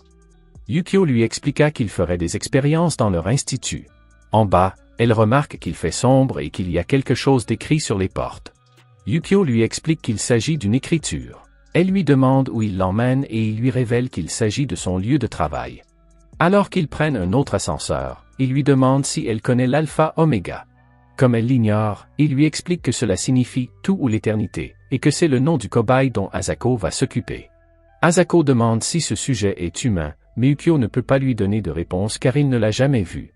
Tout ce qu'il sait, c'est qu'Alpha Oméga peut tuer tout ce qu'il veut par la seule pensée. Asako n'arrive pas à croire qu'ils attendent d'elle qu'elle s'occupe d'un tel monstre, mais Yukio répond que c'est possible parce qu'elle a une licence d'enseignante et qu'elle réalise que c'est la seule raison pour laquelle elle a obtenu ce travail. Yukio tente d'expliquer que si elle ne le fait pas, l'humanité risque de mourir. Il explique qu'ils pensent qu'ils ne peuvent éviter cela qu'en fournissant une éducation appropriée. Elle se plaint qu'il y a d'autres personnes plus aptes à faire ce travail, mais Yukio révèle qu'elle est parfaite pour ce travail. Après avoir atteint le dernier étage, elle remarque une porte de coffre-fort. Yukio lui explique qu'il ne peut pas aller plus loin et lui donne des papiers avec des instructions. Il lui souhaite bonne chance et prend l'ascenseur. Elle ouvre la chambre forte à l'aide de cartes et constate que l'intérieur n'est pas ce à quoi elle s'attendait. Elle suit le plan et atteint une maison, mais ne semble y trouver personne. Elle entend alors des bruits provenant d'une pièce. Elle ouvre la porte et voit qu'Alpha Oméga est un petit garçon innocent. Malgré son choc, elle se plaint que tout le monde a peur d'un enfant et le prend dans ses bras. Elle sort et le jette par terre en lui disant d'être un enfant normal et de jouer dehors. L'enfant est confus et la montre du doigt. Elle a peur, se rappelant qu'il peut tuer n'importe quoi par la simple pensée. Soudain, elle entend quelque chose tomber sur le sol et voit une sorte d'ombre. Le garçon révèle que la chose se cachait dans l'ombre juste pour arriver ici. Il l'appelle un démon, révélant qu'ils viennent souvent là pour le tuer. Asako est confuse et le garçon lui dit que cela ne le dérange pas de jouer dehors, mais il demande s'il peut le faire demain parce que c'est bientôt le soir. Asako se rend compte qu'elle l'a oublié après avoir perdu la tête et l'aide à se relever. Elle se présente et demande au garçon son nom, et il répond qu'il s'appelle Alpha Omega, mais qu'avant d'arriver là, il s'appelait Laura Kakushi. Il dit qu'il a faim, ce qui lui fait comprendre qu'elle doit aussi préparer ses repas. Elle vérifie le réfrigérateur et se rend compte qu'elle ne sait pas cuisiner. En vérifiant chaque compartiment de la cuisine, elle trouve des nouilles et les donne à manger à l'enfant. L'enfant dit qu'il les aime, mais Asako réfléchit encore à son nom. Elle lui demande de parler de ses parents, mais le garçon ne sait pas ce qu'est un parent. Elle le regarde et pense à un chien qu'elle appelle Yojiri. Le garçon demande si Takatsu Yojiri sonne bien, mais Asako ne comprend pas pourquoi il utilise son nom de famille. Mais elle se rend compte qu'il ne sait pas ce qu'est une famille, alors elle décide de le laisser utiliser ce nom et lui apprend à serrer la main et à saluer quelqu'un. Pendant ce temps, Tomoshika le réveille pour lui parler du rocher qui se trouve sur leur chemin. Elle lui fait remarquer qu'il a dormi tout le temps, mais il lui explique que c'est parce qu'il a dépensé trop d'énergie lors du dernier combat. Yojiri pose la question la plus importante, pourquoi vont-ils à la capitale? Tomoshika est choqué car il aurait pu poser cette question avant qu'ils ne partent. Yojiri explique que leur but est de retourner au Japon et que pour cela, ils doivent parler à Sion. Mais il pense qu'il y a un meilleur moyen de lui parler sans aller à la capitale. Tomoshika répond que leurs camarades de classe s'y rendent tous. Elle reprend la route en espérant trouver un autre moyen de les emmener à la capitale, mais soudain, il tombe sur quelque chose. Dehors, il voit un dragon qui s'apprête à les attaquer, mais Yojiri lui ordonne de mourir. Tomoshika est soulagée jusqu'à ce qu'elle remarque que plusieurs autres dragons volent vers eux. Yojiri se rend compte qu'ils sont sur leur territoire. Les dragons se préparent à cracher du feu et Tomoshika lui attrape le bras en lui demandant de faire quelque chose car les dragons ont l'intention de les tuer. Yojiri ordonne à tout le monde de mourir et les dragons commencent à pleuvoir, ce qui amène Tomoshika à comparer cela à une publicité pour un insecticide pour dragons. Elle pousse un soupir de soulagement, jusqu'à ce qu'elle s'aperçoive qu'ils ont été recouverts par une grande ombre. Elle voit un énorme dragon doré devant eux et commence à paniquer en pensant qu'elle pourrait être électrocutée, mais Yojiri révèle qu'il ne perçoit aucune intention meurtrière. Le dragon les regarde et leur dit qu'ils peuvent passer. Tomoshika est troublé par ces mots, mais le dragon se retourne et s'envole, paniqué. Yojiri lui demande d'attendre et lui demande pourquoi les dragons les ont attaqués s'ils peuvent les comprendre. Le dragon l'ignore, mais Yojiri promet de faire de même avec les autres dragons. Il s'avère que l'énorme dragon est en fait une petite fille qui tremblait de peur et savait qu'elle devrait s'envoler sans parler. Tomoshika est troublé par sa nouvelle apparence et l'esprit lui révèle que cela arrive souvent dans les mondes parallèles. Yojiri demande pourquoi la fillette les a attaqués. La jeune fille explique qu'elle essayait de voir s'ils étaient qualifiés pour rencontrer le maître du sabre. Yojiri et Tomoshika sont troublés par ces paroles. La jeune fille leur demande s'ils ne sont pas venus pour voir le maître du sabre, mais ils répondent qu'ils s'en fichent complètement car la seule chose qu'ils veulent, c'est se rendre à la capitale. La jeune fille leur explique que le maître de sabre se trouve dans ce canyon et que s'ils le rencontrent, ils pourront recevoir un cadeau. Bref, elle n'est là que pour tester les personnes qui veulent le rencontrer. Mais notre duo n'en a cure. La petite fille ne cesse de répéter que l'épée dont elle parle est formidable et qu'elle peut rivaliser avec les sages grâce à elle. Yojiri pense qu'elle doit avoir des informations sur la façon de retourner dans leur monde d'origine, mais Tomoshika pense qu'ils ne doivent pas faire diversion car ils sont déjà perdus. La jeune fille en profite pour leur proposer un marché. Elle les guidera jusqu'à la capitale, mais ils devront d'abord rencontrer l'homme à l'épée. Ils acceptent le marché et la jeune fille se présente sous le nom d'Atiya. Après un voyage rapide, ils atteignent un endroit où plusieurs personnes se sont rassemblées en attendant le sabreur. Ils commencent tous à se plaindre de la tromperie dont ils ont fait l'objet en arrivant dans un véhicule. Yojiri est troublé par les propos de chacun, mais Atiya lui explique qu'aujourd'hui a lieu la sélection pour le Saint-Roi. En bref, si quelqu'un devient chevalier du Saint-Roi, il peut devenir disciple du Saint de l'épée, donc tout le monde ici vise à devenir le prochain Saint de l'épée. Un autre garçon les regarde et dit qu'ils ont été disqualifiés malgré leurs efforts. Une autre voix dit que la sélection n'a pas encore commencé et que personne n'a été disqualifié. Ils voient enfin le maître de sabre, qui leur fait passer leur première épreuve, une bataille royale à mort. Tomoshika n'arrive pas à croire le vieil homme, mais Yojiri lui demande s'il peut partir. Atiya est confus, mais le vieil homme crée une règle selon laquelle si Yojiri part, tout le monde sera disqualifié. Tout le monde commence à s'entretuer sous les yeux de Yojiri et de Tomoshika. Un groupe les prend soudain pour cible et, comme Yojiri n'a pas d'autre choix, il décide de les tuer. Mais un inconnu s'avance et promet de les protéger. Il traite tout le monde de stupide en disant qu'ils ont tous mal compris l'intention du maître du sabre. Il pense qu'il s'agit d'un test pour déterminer s'ils ont la bonne personnalité pour devenir chevalier du roi. Le garçon est capable d'affronter plusieurs adversaires en même temps, mais il n'a pas l'intention de les tuer. Quelques types au hasard commencent à lancer de la magie sur Yojiri, mais il leur ordonne simplement de mourir. Le garçon ne comprend pas pourquoi ils sont tombés, mais il en conclut que c'est sans doute l'ancien dieu qui a puni ceux qui ne respectaient pas la loi, puisqu'ils avaient tous renoncé à les combattre. Il se tourne vers le duo et leur demande de rester un peu plus longtemps pendant qu'il les protège. Soudain, ils entendent une voix qui appelle à l'aide et voient un garçon coupé en deux qui essaie de ramper en demandant une pierre. Tomoshika voit une pierre aux couleurs de l'arc-en-ciel à côté d'elle et la pose sur la main du garçon. Le garçon écrase la pierre et, d'une manière ou d'une autre, elle régénère son corps. Il la remercie pour son aide, mais l'homme à l'épée leur dit de le suivre car leur nombre a diminué. Alors qu'ils marchent dans la forêt, Tomoshika se demande ce qu'ils doivent faire. Atiya les supplie de rester et de participer. Elle explique ensuite que si sa recommandation devient le chevalier du Saint-Roi, elle deviendra leur servante. Yojiri trouve que cela devient ennuyeux, mais comme ils n'ont pas obtenu d'informations, il va les suivre. Les autres garçons se présentent sous le nom de Lionel et le chevalier sous celui de Rick. Yojiri interroge Rick sur l'épée sacrée et le chevalier du roi saint. Rick explique qu'un chevalier saint s'occupe des dieux qui ont été scellés, qu'ils appellent des démons. Il révèle que le diable est apparu il y a 1000 ans et qu'il a été scellé par le saint roi de l'époque. Yojiri n'est pas sûr que le démon soit toujours une menace après avoir été scellé si longtemps, mais Nick explique que certains disciples essaient de le libérer. Tomoshika profite de l'occasion pour interroger Lionel sur la pierre qu'il possédait et qu'il appelle la « pierre d'excuse ». La pierre peut le guérir de blessures graves ou même être utilisée comme jeton. Tomoshika est perplexe, mais Lionel lui explique qu'il n'a pas de chance. Il révèle rapidement qu'il est devenu un sacrifice d'une mystérieuse organisation avant de venir dans ce monde, mais qu'une déesse lui est soudain apparue et lui a donné ses pierres. Tomoshika en profite pour demander à l'esprit si Dieu aime contrôler le destin des gens. L'esprit répond que certaines personnes sont surveillées par des esprits, mais qu'il y a aussi des gens dont le destin est choisi par Dieu. Tomoshika remarque qu'il ne lui reste plus que 3 pierres, mais Lionel explique pathétiquement qu'il reçoit de nouvelles pierres à chaque minuit, en fonction de la malchance de sa journée.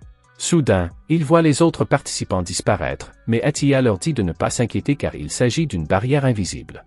Lorsqu'ils entrent, ils voient une immense tour, mais l'esprit ordonne à Tomoshika de quitter cet endroit parce qu'elle sent un miasme maléfique provenant de la tour. Soudain, Lionel se met à vomir et l'esprit lui explique qu'il a été affecté par les miasmes. En regardant autour de lui, Yojiri remarque quelque chose. Lionel utilise la pierre et acquiert une résistance au miasme. Yojiri demande alors à Atiya s'il est possible d'entrer dans la tour, mais elle n'est plus là. Nick explique que seules les personnes qui participent à la sélection sont autorisées à entrer. Ils entrent dans la tour et prennent l'ascenseur jusqu'à l'étage le plus élevé. Là, le vieil homme leur dit de regarder en bas et ils voient une énorme boule d'énergie et le vieil homme leur explique que c'est la fin du monde. En regardant en bas, Tomoshika voit des monstres déos figés dans le temps au cours d'une grande bataille. Elle remarque qu'il y a un homme en noir et une femme en blanc au milieu. Elle dit à Yojiri que l'épée de la femme transperce les deux et Rick explique qu'il s'agit du Saint-Roi et du diable. Le vieil homme explique que son travail consiste à garder cet endroit. Soudain, une jeune fille nommée Frederica pense que tout sera fini s'ils parviennent à vaincre les choses à l'intérieur de la boule. Lionel l'appelle par son nom, révélant qu'elle est l'amie qui l'a amenée ici. Elle dit au vieil homme que sa tâche prendra fin aujourd'hui et elle lance une énorme boule de feu à l'intérieur de la boule d'énergie. Mais l'attaque semble vaine. Le vieil homme explique que le temps s'écoule lentement à l'intérieur de la barrière et qu'il faudra quelques centaines d'années avant d'atteindre le Seigneur des Ténèbres. La jeune fille est choquée, mais le vieil homme lui désigne une autre fille et lui explique qu'elle va lui donner les détails de leur procès. Elle révèle que leur objectif est de passer du toit au premier étage de la tour en 24 heures. L'une des filles demande si elles peuvent sauter du toit, mais l'autre répond qu'elles doivent d'abord accumuler 100 points à l'intérieur de la tour. Le duo se rend compte qu'il ne l'a jamais vu auparavant, mais remarque que d'autres participants ont été ajoutés. Tomoshika n'en tient pas compte et demande si Yojiri ne peut pas tuer le dieu des ténèbres avec sa capacité, mais il se rend compte qu'il n'a aucune raison de le faire, alors il profite du spectacle. Il révèle ensuite qu'il a essayé de tuer la source du miasme et qu'il a tué le dieu des ténèbres. Il décide alors d'entrer dans la tour pour atteindre l'étage inférieur et partir. Les deux autres tentent de les suivre, mais l'ami de Lionel leur dit de s'arrêter et elle lui demande ses pierres spéciales pour restaurer son pouvoir magique. Il lui tend une pierre en lui expliquant qu'elle ne peut être utilisée que par lui. Voyant qu'elle ne peut pas l'utiliser, la fille jette la pierre et se plaint qu'il la suive alors qu'il est inutile. Une fois à l'intérieur, il voit plusieurs participants sur le sol. Rick mentionne que la tour devrait être pleine de monstres et de pièges, mais qu'il devrait être facile d'en venir à bout puisqu'ils sont au dernier niveau. Il leur dit d'éviter les pièges qui n'ont pas encore été activés, mais Lionel tombe immédiatement dedans et se fait transpercer par un javelot. Heureusement, il guérit immédiatement grâce à un cristal. Malgré l'avertissement de Rick d'attendre, Lionel décide d'ouvrir une porte et d'entrer dans la pièce, mais la porte se referme et on n'entend plus que les cris de Lionel et des bruits de coups de couteau. Il force l'entrée, mais trouve une fille habillée en femme de chambre à l'intérieur de la pièce. Rick la reconnaît comme étant Teresa et lui demande ce qui se passe. Elle lui demande de ne pas la juger car ce n'est qu'une autre façon de marquer des points. Rick ne comprend pas pourquoi Teresa est dans la tour alors qu'elle est déjà chevalier, mais elle révèle que ses qualifications ont été annulées après avoir tué trop de gens par erreur et que c'est pour cela qu'elle est à nouveau testée. Rick demande à tout le monde de s'échapper, mais Tamashiko fait remarquer que c'est impossible car la pièce est remplie de câbles fins. Teresa remarque qu'elle a de beaux yeux et elle est déçue car ils ne sont pas tombés dans son piège. Rick décide alors de retenir Teresa pendant que Tamashiko et Yojiri trouvent un moyen de s'échapper. Teresa commence à attaquer avec ses fils, affirmant qu'un chevalier du Saint-Roi doit être la personne la plus forte du monde. Tamashiko remarque que Rick utilise son bouclier pour bloquer les attaques et pense que Teresa est beaucoup plus forte. Elle ne fait que jouer, alors que Rick doit faire de son mieux pour bloquer les attaques. Cependant, Yojiri décide de gâcher le plaisir et ordonne à Teresa de mourir. Elle s'écroule sur le sol, choquant tout le monde. Yojiri change de sujet et demande si la main qu'il vient de trouver appartient à Lionel. Tamashiko commence à regarder autour d'elle et trouve Lionel au bord de la mort, suppliant qu'on lui rende le cristal. Le groupe continue et atteint l'étage 98 où ils rencontrent une fille qui leur explique qu'il s'agit d'une zone d'hébergement sécurisée pour tout le monde. Yojiri en profite pour suggérer au groupe de se séparer car ils risquent de devoir s'entretuer lors d'un test. Rick accepte, tout en précisant qu'il ne s'attendait pas à ce que cette épreuve soit aussi cruelle. Il demande s'ils seront en sécurité et Yojiri révèle qu'il sera avec Tamashiko. Lionel veut attendre minuit pour faire le plein de cristaux et demande une chambre pour se reposer. Tamashiko et Yojiri restent seuls et il lui demande si elle veut se reposer. Mais il y a un problème, il n'y a qu'une seule chambre disponible. Notre garçon prend la chambre et trouve un lit double. Tamashiko lui rappelle l'esprit de son ancêtre, toujours présent, mais l'esprit lui dit de s'amuser en se cachant dans le mur. Tamashiko commence à s'inquiéter lorsqu'elle voit Yojiri se déshabiller et mettre son pyjama. Puis il se met au lit et s'allonge comme une brique. Tamashiko n'arrive pas à croire que ce type veuille simplement dormir. « Qu'est-ce que tu fabriques, Yojiri ?» Pendant ce temps, Lionel attend les cristaux dans sa chambre. Il est heureux d'avoir réussi à survivre jusqu'ici, malgré le fait qu'il soit mort 15 fois. Il est enfin minuit et il reçoit son cristal, mais il se rend compte qu'au lieu de 10 cristaux, il en reçoit 100 dans le cadre d'un événement spécial avec un objet ultra rare. Il pense recevoir une arme ou quelque chose comme ça, mais au lieu de ça, il invoque une fille. Il ne comprend pas pourquoi il vient d'invoquer la déesse qu'il a réincarnée dans ce monde. Il pense qu'elle va se joindre à lui en tant qu'allié, mais elle lui révèle qu'elle n'est là que pour le contrôler. Malgré sa confusion, la déesse lui explique qu'elle a mis à jour son point de contrôle et que s'il meurt à nouveau, il pourra le faire. Pendant ce temps, le maître de l'épée veut savoir comment se déroule le test et elle explique qu'elle est inquiète car le nombre de morts ne correspond pas au nombre d'âmes. L'ancien lui dit de ne pas s'inquiéter car cela devrait suffire à maintenir la deuxième barrière. Pendant ce temps, une bagarre éclate dans un endroit quelconque. Une jeune fille se plaint du garçon qui l'attaque, mais celui-ci lui répond qu'il ne veut pas devenir un sage. La fille révèle qu'elle doit le tuer, mais il refuse, alors elle utilise son œil pour mesurer son pouvoir, confirmant qu'il a reçu ses pouvoirs de Dieu. Le garçon confirme, mais il révèle qu'il ne peut connaître son nom qu'en la regardant. Il tente de l'attaquer avec des tentacules magiques, mais la fille annule son attaque. Il devient fou et tente une autre attaque, mais elle l'annule en l'imitant. Elle prétend pouvoir faire la même chose que lui. Le garçon essaie de lancer un autre sort, mais rien ne se passe. Elle explique que Dieu peut donner et retirer des pouvoirs. Comme il ne peut plus utiliser la magie, le garçon décide d'utiliser son épée. Le garçon l'attaque, mais elle l'esquive et lui coupe la tête avec son couteau. Soudain, le couteau se met à parler, révélant qu'il a reçu une nouvelle mission. Elle doit maintenant se rendre à Anabusa et tuer Yojiri et Tamashiko. Soudain, elle entend une voix qui lui dit d'attendre et il s'avère que c'est Fatso, qui explique immédiatement que l'autre garçon l'a sauvé des monstres. Comme il n'a nulle part où aller, il veut devenir son serviteur. Pendant ce temps, dans la tour, l'esprit se dépêche de réveiller l'un des deux et c'est Tamashiko qui ouvre les yeux en premier pour constater que Yojiri est en train de faire ses rêves les plus fous. Tamashiko remarque que l'esprit a la moitié de son corps à l'intérieur du mur et demande ce qui se passe. L'esprit explique qu'il a remarqué que Yojiri s'accrochait à Tamashiko pendant qu'il dormait et qu'elle a essayé de leur donner un peu d'intimité, mais elle a essayé de passer à travers, se coinçant elle-même dans le mur. L'esprit révèle que la tour attire les âmes des morts en un seul endroit, de sorte que les murs et les planchers essaient de l'absorber. Yojiri se réveille enfin et l'esprit lui demande s'il peut l'aider. Yojiri essaie de tuer la fonction d'absorption de la tour, mais l'esprit est finalement absorbé par le mur et Tamashiko lui dit au revoir. Yojiri touche le mur pour rétrécir la cible et active sa capacité. L'esprit parvient à sortir du mur et elle se demande pourquoi ils essaient de collecter les âmes des morts. Yojiri pense que ce test a un but caché et il dit à Tamashiko de se préparer parce qu'il tuera toute personne qui se montre hostile sans même lui demander son avis. Elle est confuse car c'est ce qu'il fait d'habitude, mais Yojiri explique qu'il essaie d'éviter de tuer autant que possible. Les autres participants vont essayer de les tuer, alors il ne peut plus se retenir. Tamashiko pense qu'il est trop tard pour le dire car elle est déjà prête. Elle le surprend alors en affirmant qu'il a utilisé son pouvoir pour la sauver, ce qui fait rougir Yojiri, qui se retourne en disant qu'il a faim et appelle le room service. Pendant ce temps, l'autre fille se trouve dans le canyon et rencontre le dragon d'or. Le gros garçon lui dit de s'enfuir parce qu'elle ne peut pas utiliser ses compétences pour gagner contre un dragon, mais elle pense que c'est facile parce qu'il est impossible qu'un énorme dragon puisse voler.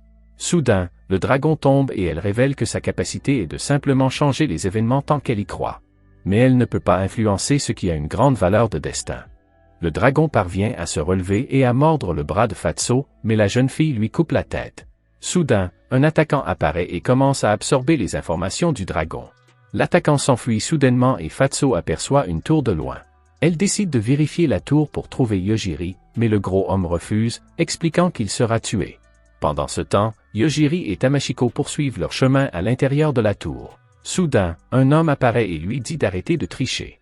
Il lui explique que c'est lui qui a construit cette tour et qu'il peut apparaître où il veut. Tamashiko se plaint que c'est aussi de la triche, mais l'homme dit qu'il a eu du mal à trouver des pièges. Yojiri explique qu'ils veulent juste quitter la tour, mais l'homme répond qu'ils ne peuvent pas partir et il révèle que cette tour existe pour maintenir la barrière qui scelle le Dark God, donc Yojiri ne peut pas la détruire. Yojiri tente de conclure un marché. S'il les laisse partir, rien ne se passera, mais le garçon ne le croit pas car il pourrait être l'un des pions du dieu des ténèbres. Le garçon finit par se présenter comme Eglacia, le grand sorcier, et il essaie de donner à Yojiri quelque choix, mais notre garçon lui dit de mourir. Tamashiko est choqué et demande si ce type n'est pas quelqu'un d'important. Yojiri répond que ce type allait les tuer et qu'il devrait passer à autre chose. Soudain, le maître de l'épée remarque plusieurs alarmes dans le système de la tour, révélant que le seul chemin a été brisé, et que des pièges et des énigmes ont également été détruits sans avoir été activés. Rick réussit à atteindre 100 points après avoir battu un type au hasard et il remarque un énorme feu devant lui. En s'approchant, il réalise qu'il s'agit de Lionel et de son ami. Elle explique qu'elle essaie d'aider Lionel qui n'a actuellement aucun point. Elle crée littéralement une barrière de feu et l'oblige à se battre contre les autres participants. Heureusement, il réussit à tuer le gars et Rick se rend compte qu'il devient fort. Pendant ce temps, Yojiri et Tamashiko atteignent une sorte d'arène où ils voient deux personnes se battre. Elle remarque un homme assis sur un trône avec deux autres filles à ses côtés. Il dit à la fille au lapin que les attaques de son adversaire sont pathétiques et elle pense qu'il essaie de l'encourager. Tamashiko continue de regarder le combat et l'esprit lui demande ce qu'ils vont faire. Yojiri pense que c'est simple, ce combat n'a rien à voir avec eux et ils vont donc avancer rapidement. Tamashiko remarque que la porte est juste derrière le garçon, mais il dit à son adversaire d'être sérieuse. La fille décide de suivre son conseil et elle s'avère être un demi-démon. La jeune fille promet d'en finir rapidement avant que le maître d'épée ne découvre son identité. Elle combine la magie avec l'épée et attaque la fille lapin, mais celle-ci lâche son arme et commence à frapper l'autre fille. Il s'avère que la fille lapin est redoutable au combat rapproché. Tamashiko pense que ce duel ne finira jamais et Yojiri décide de demander au garçon de les laisser passer. Le garçon sur le trône lui demande qui il est, mais Yojiri répond simplement qu'ils ne se mettront pas en travers de son chemin. L'homme refuse de les laisser passer car ses disciples n'ont pas assez de points, mais Yojiri pense qu'il ne devrait pas les combattre car lui et Tamashiko n'ont que 6 points ensemble. Le garçon panique en disant que c'est une raison pour laquelle il devrait se battre. Yojiri ne veut pas accumuler de points et veut simplement partir. Le garçon qui ne laisse passer personne. Yojiri demande à la fille et elle lui répond qu'il peut faire ce qu'il veut. Le garçon sur le trône pense que c'est l'occasion de voir un combat à 3. Si Yojiri gagne, il les laissera passer.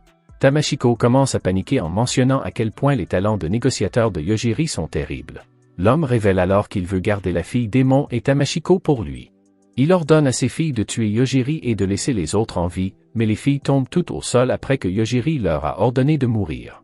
Voyant qu'ils ont gagné, Yojiri et Tamashiko s'éloignent, mais le garçon refuse de se rendre. Il s'apprête à les attaquer, mais Yojiri ordonne sa mort. En partant, la fille démon demande si c'est bien Yojiri qui a tué tout le monde. Il le confirme et elle le supplie de l'aider. Yojiri n'est pas intéressé, mais Tamashiko lui dit d'au moins écouter sa requête.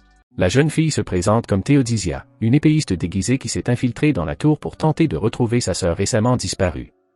Elle est venue ici parce qu'elle a entendu dire que son peuple était emprisonné dans la tour, et elle aimerait donc que Yojiri l'aide à la traverser et à retrouver sa sœur, mais l'aider signifierait aller à l'encontre du maître de l'épée.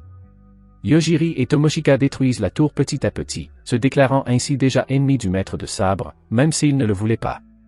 C'est pourquoi Yojiri est d'accord pour l'aider, mais il lui dit de ne pas trop compter sur ses compétences, car il ne fait que l'aider à rechercher sa sœur. Théodisia apprécie son offre d'aide, mais ils doivent trouver des indices pour savoir où chercher s'ils veulent partir à la recherche de sa sœur. Elle n'a pas beaucoup d'indices, mais pour une raison ou une autre, elle pense qu'il faut d'abord chercher dans les souterrains. C'est alors qu'ils sont rejoints par Rick, Frederica et Lionel qui, étonnamment, ont réussi à se rendre jusqu'ici sans mourir. Ils se rendent tous dans la salle suivante où le maître d'épée les attend et, voyant que 17 candidats ont réussi les épreuves, il s'apprête à proclamer le prochain roi divin. Mais avant de le faire, il est interrompu par les homonculus venus apporter une terrible nouvelle, la tour est tombée. Comme si quelqu'un lui avait dit de mourir, ils ont du mal à maintenir la première barrière et la seconde est largement instable. On ne sait pas combien de temps il leur reste avant que les sujets du Seigneur des Ténèbres ne parviennent à la briser. Au même moment, une lumière éclatante illumine la tour et ils découvrent que la tour a été complètement détruite ainsi que la première barrière, mais que la seconde barrière est encore à peine fonctionnelle. Celui qui est à l'origine de cette destruction pense qu'en détruisant la tour il se débarrasserait aussi de la barrière, mais elle semble être maintenue par des systèmes différents. Le maître d'armes savait que ce jour viendrait, mais il ne s'attendait pas à ce que ce soit si tôt. Il demande au candidat de l'aider à vaincre l'homme mystérieux, sinon l'humanité est condamnée. Yojiri suggère de prendre le maquis pendant que tout le monde est occupé à combattre le démon, et Tomoshika demande s'il ne va vraiment rien faire. S'il devait vaincre ce démon, cela attirerait probablement beaucoup d'attention indésirable sur eux, il est donc beaucoup plus pratique de laisser les autres faire le travail. L'ange noir exige de savoir comment désactiver la barrière qui retient le Seigneur des Ténèbres, mais le maître d'épée refuse de donner cette information si facilement. L'ange noir les électrocute, un ninja tente de l'arrêter en créant plusieurs clones, mais l'ange parvient encore à les électrocuter tous en un instant. Frederica décide qu'il est temps pour elle de briller, elle charge donc une explosion de puissance, mais l'explosion est absorbée par l'ange noir. Soudain, un garçon apparaît derrière le démon et il est vraiment impressionné par la puissance de Frederica, qui n'est qu'une humaine. L'homonculus avertit le maître de l'épée que le garçon est aussi un être anormal, mais il s'offusque et dit qu'ils ont toujours des noms, Lutte et Orgain. Frederica tente d'attaquer à nouveau, mais Lutte bloque l'attaque avec facilité. Frederica se rend compte qu'il lui manque un bras et que Lutte l'a transformé en bonbon lorsqu'il l'a touché. Le garçon mange le bras transformé en bonbon sous ses yeux. Rick attaque avec son épée, mais il est lui aussi ridicule face à Lutte. À ce moment-là, Lionel reçoit une notification concernant une pierre ultra rare et décide qu'il n'y a pas de meilleur moment pour tenter sa chance. La déesse est à nouveau convoquée. Il ne pense pas qu'elle sera d'une grande aide, car la dernière fois elle était venue pour l'ennuyer, mais maintenant elle est vraiment prête à se battre. Ils s'attendent à ce que la déesse anéantisse l'ange noir, mais soudain Orgain s'agenouille devant elle et Lutte l'embrasse, car ils ne se sont pas vus depuis longtemps. Lionel se rend compte que sa rencontre avec la déesse est l'une des choses les plus malheureuses qui lui soit arrivée, car le but ultime de la déesse est en fait de détruire toute l'humanité. Pendant ce temps, Yojiri et les autres se dirigent vers le donjon depuis longtemps, mais ils n'ont pas l'air d'avancer vers leur objectif à en juger par la façon dont les choses se déroulent. C'est comme s'ils étaient coincés dans une boucle sans fin destinée à protéger quelque chose devant eux. Théo ressent soudain une petite quantité de magie appartenant à son peuple, alors Tomoshika demande à Yojiri s'il peut faire quelque chose, comme détruire le mécanisme qui les maintient coincés dans cette boucle. Il ne pense pas devoir le manipuler car il pourrait être très important, mais quelques instants plus tard, un slash inexplicable annule la boucle d'infini. Yojiri ne sait pas ce qui vient de se passer, mais comme il n'a rien eu à faire, il s'en accommode. Cependant, ce qui a créé ce slash est toujours en liberté et ils se rendent au sous-sol pour voir s'ils peuvent trouver les gens de Théo. Mais si vous avez appris quelque chose maintenant, le sous-sol abrite toujours les choses les plus horribles, comme l'amas de boue vivante qui était connu sous le nom des gens de Théo. Ils ont probablement été transformés de cette manière pour être vidés de leur magie, mais malgré cela, Théo est heureux que sa sœur ne fasse pas partie de ces gens. Elle les met hors d'état de nuire avec son épée. Tomoshika demande ce qu'ils vont faire maintenant et Yojiri répond qu'ils devraient retourner à la surface pour le moment. Théo, après ce qu'elle vient de voir, décide de tuer le maître du sabre de ses propres mains. À la surface, le maître de l'épée désigne Rick comme son successeur s'il lui arrivait quelque chose. Rick devrait être capable de résister à la puissance de la tour. Lionel se sent coupable d'avoir amené la déesse ici, alors que son but est d'anéantir toute l'humanité, mais même s'il mourait, il ne ferait que revenir au dernier point. Il demande donc à la déesse pourquoi elle fait tout cela. Elle lui explique qu'il y a longtemps, son fiancé a disparu sans rien lui dire. Il est en effet le Seigneur des Ténèbres, et après sa disparition, elle a envoyé un groupe de messagers à travers le monde pour le retrouver et elle a découvert qu'il était scellé. Elle s'est donc dit que si elle envoyait quelqu'un d'aussi malchanceux que Lionel ici, sa malchance pourrait déteindre sur lui et le maître de l'épée pourrait perdre pour une fois. Lionel savait qu'il n'avait pas de chance, mais il n'avait jamais pensé que cela pouvait servir d'atout pour détruire l'humanité. Elle utilise un miroir magique pour contrôler les personnes qui pourraient représenter la plus grande menace pour elle, mais pour une raison inconnue, elles semblent toutes être mortes de cause inconnue. Elle extrait le cœur de la barrière et se prépare à l'écraser pour faire revivre son bien-aimé. Yojiri et les autres reviennent à la surface au moment où la déesse brise le cœur de la barrière. Cependant, le Seigneur des Ténèbres tombe à terre parce que Yojiri l'a tué il y a longtemps et tout le monde est en état de choc. Théo saisit l'occasion pour couper la tête du maître de l'épée afin de se venger de ce qu'il a fait à son peuple. Pendant ce temps, le mystérieux envahisseur poignarde la déesse pour obtenir des informations. Les autres subordonnés du Seigneur des Ténèbres se préparent à se venger des humains pour la mort de leur seigneur, et comme les choses vont mal tourner s'il ne fait rien, Yojiri dit à Théo et Tomoshika de s'accrocher à lui pendant une seconde, puis il utilise sa capacité pour tuer tous les subordonnés du Seigneur des Ténèbres. Tomoshika demande ce qu'il doit faire de la déesse qui est devenue folle alliée à la mort de son bien-aimé. Yojiri n'éprouve aucune hostilité à son égard et ne voit donc aucune raison de la tuer. Au même moment, Aoi arrive et demande s'ils ont vu Yojiri. Rick rencontre Yojiri, mais ce n'est pas le meilleur moment pour chercher un ami, car ils sont un peu occupés. Elle décide de l'aider à terminer la bataille pour qu'il puisse d'abord trouver Yojiri. Elle l'informe qu'il est devenu le nouveau maître de l'épée et qu'il devrait donc avoir la puissance nécessaire pour tuer la déesse. Rick parvient à poignarder la déesse et à la tuer. Aoi voit enfin Yojiri et le scrute pour se faire une idée de ce qui l'attend, et elle regrette immédiatement d'être venue ici. La seule information qu'elle parvient à obtenir est qu'il n'y a rien qui puisse le battre. Elle se met à vomir et Yojiri lui demande si elle va bien, mais elle a trop peur de s'approcher de lui, alors elle invente une excuse en disant qu'elle voulait leur livrer le gros garçon. Mais Yojiri ne veut pas, et elle s'enfuit. Rick comprend que c'est Yojiri qui a tué le Seigneur des Ténèbres et tous ses subordonnés et que le pouvoir qu'il possède est incommensurable.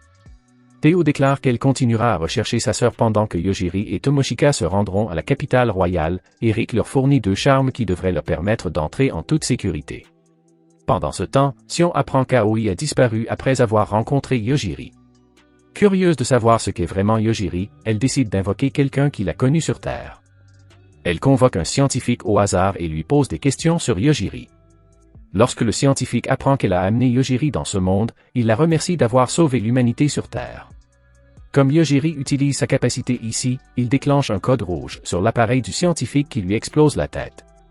Sio est encore plus confuse et s'interroge sur les origines de Yojiri. Pendant ce temps, le système de diagnostic d'Ayaka est activé et détermine sa situation actuelle. Sa personnalité est déconnectée de son corps virtuel, puis connectée à son corps physique, et elle se réveille. Le système lui demande d'analyser rapidement la situation, car elle n'a pas le temps. Ayaka regarde autour d'elle et se demande où elle se trouve. Son système lui dit qu'elle est un androïde de combat et elle est heureuse que l'unité d'intelligence artificielle ait pu la ramener à la vie. Le programme de l'unité médicale effectue un scanner et se rend compte qu'elle a subi de graves blessures. Ayaka est informée qu'elle s'éteindra dans 39 minutes. Le système lui demande de choisir entre la poursuite de l'imitation humaine ou la levée des restrictions et le passage à l'action suivante. Ayaka se rend compte qu'elle a perdu la vie et elle est furieuse d'avoir été utilisée comme appât par des idiots, perdant ainsi sa précieuse vie. Le système prend cela comme un ordre de lever les restrictions humaines et lui dit de passer à l'action.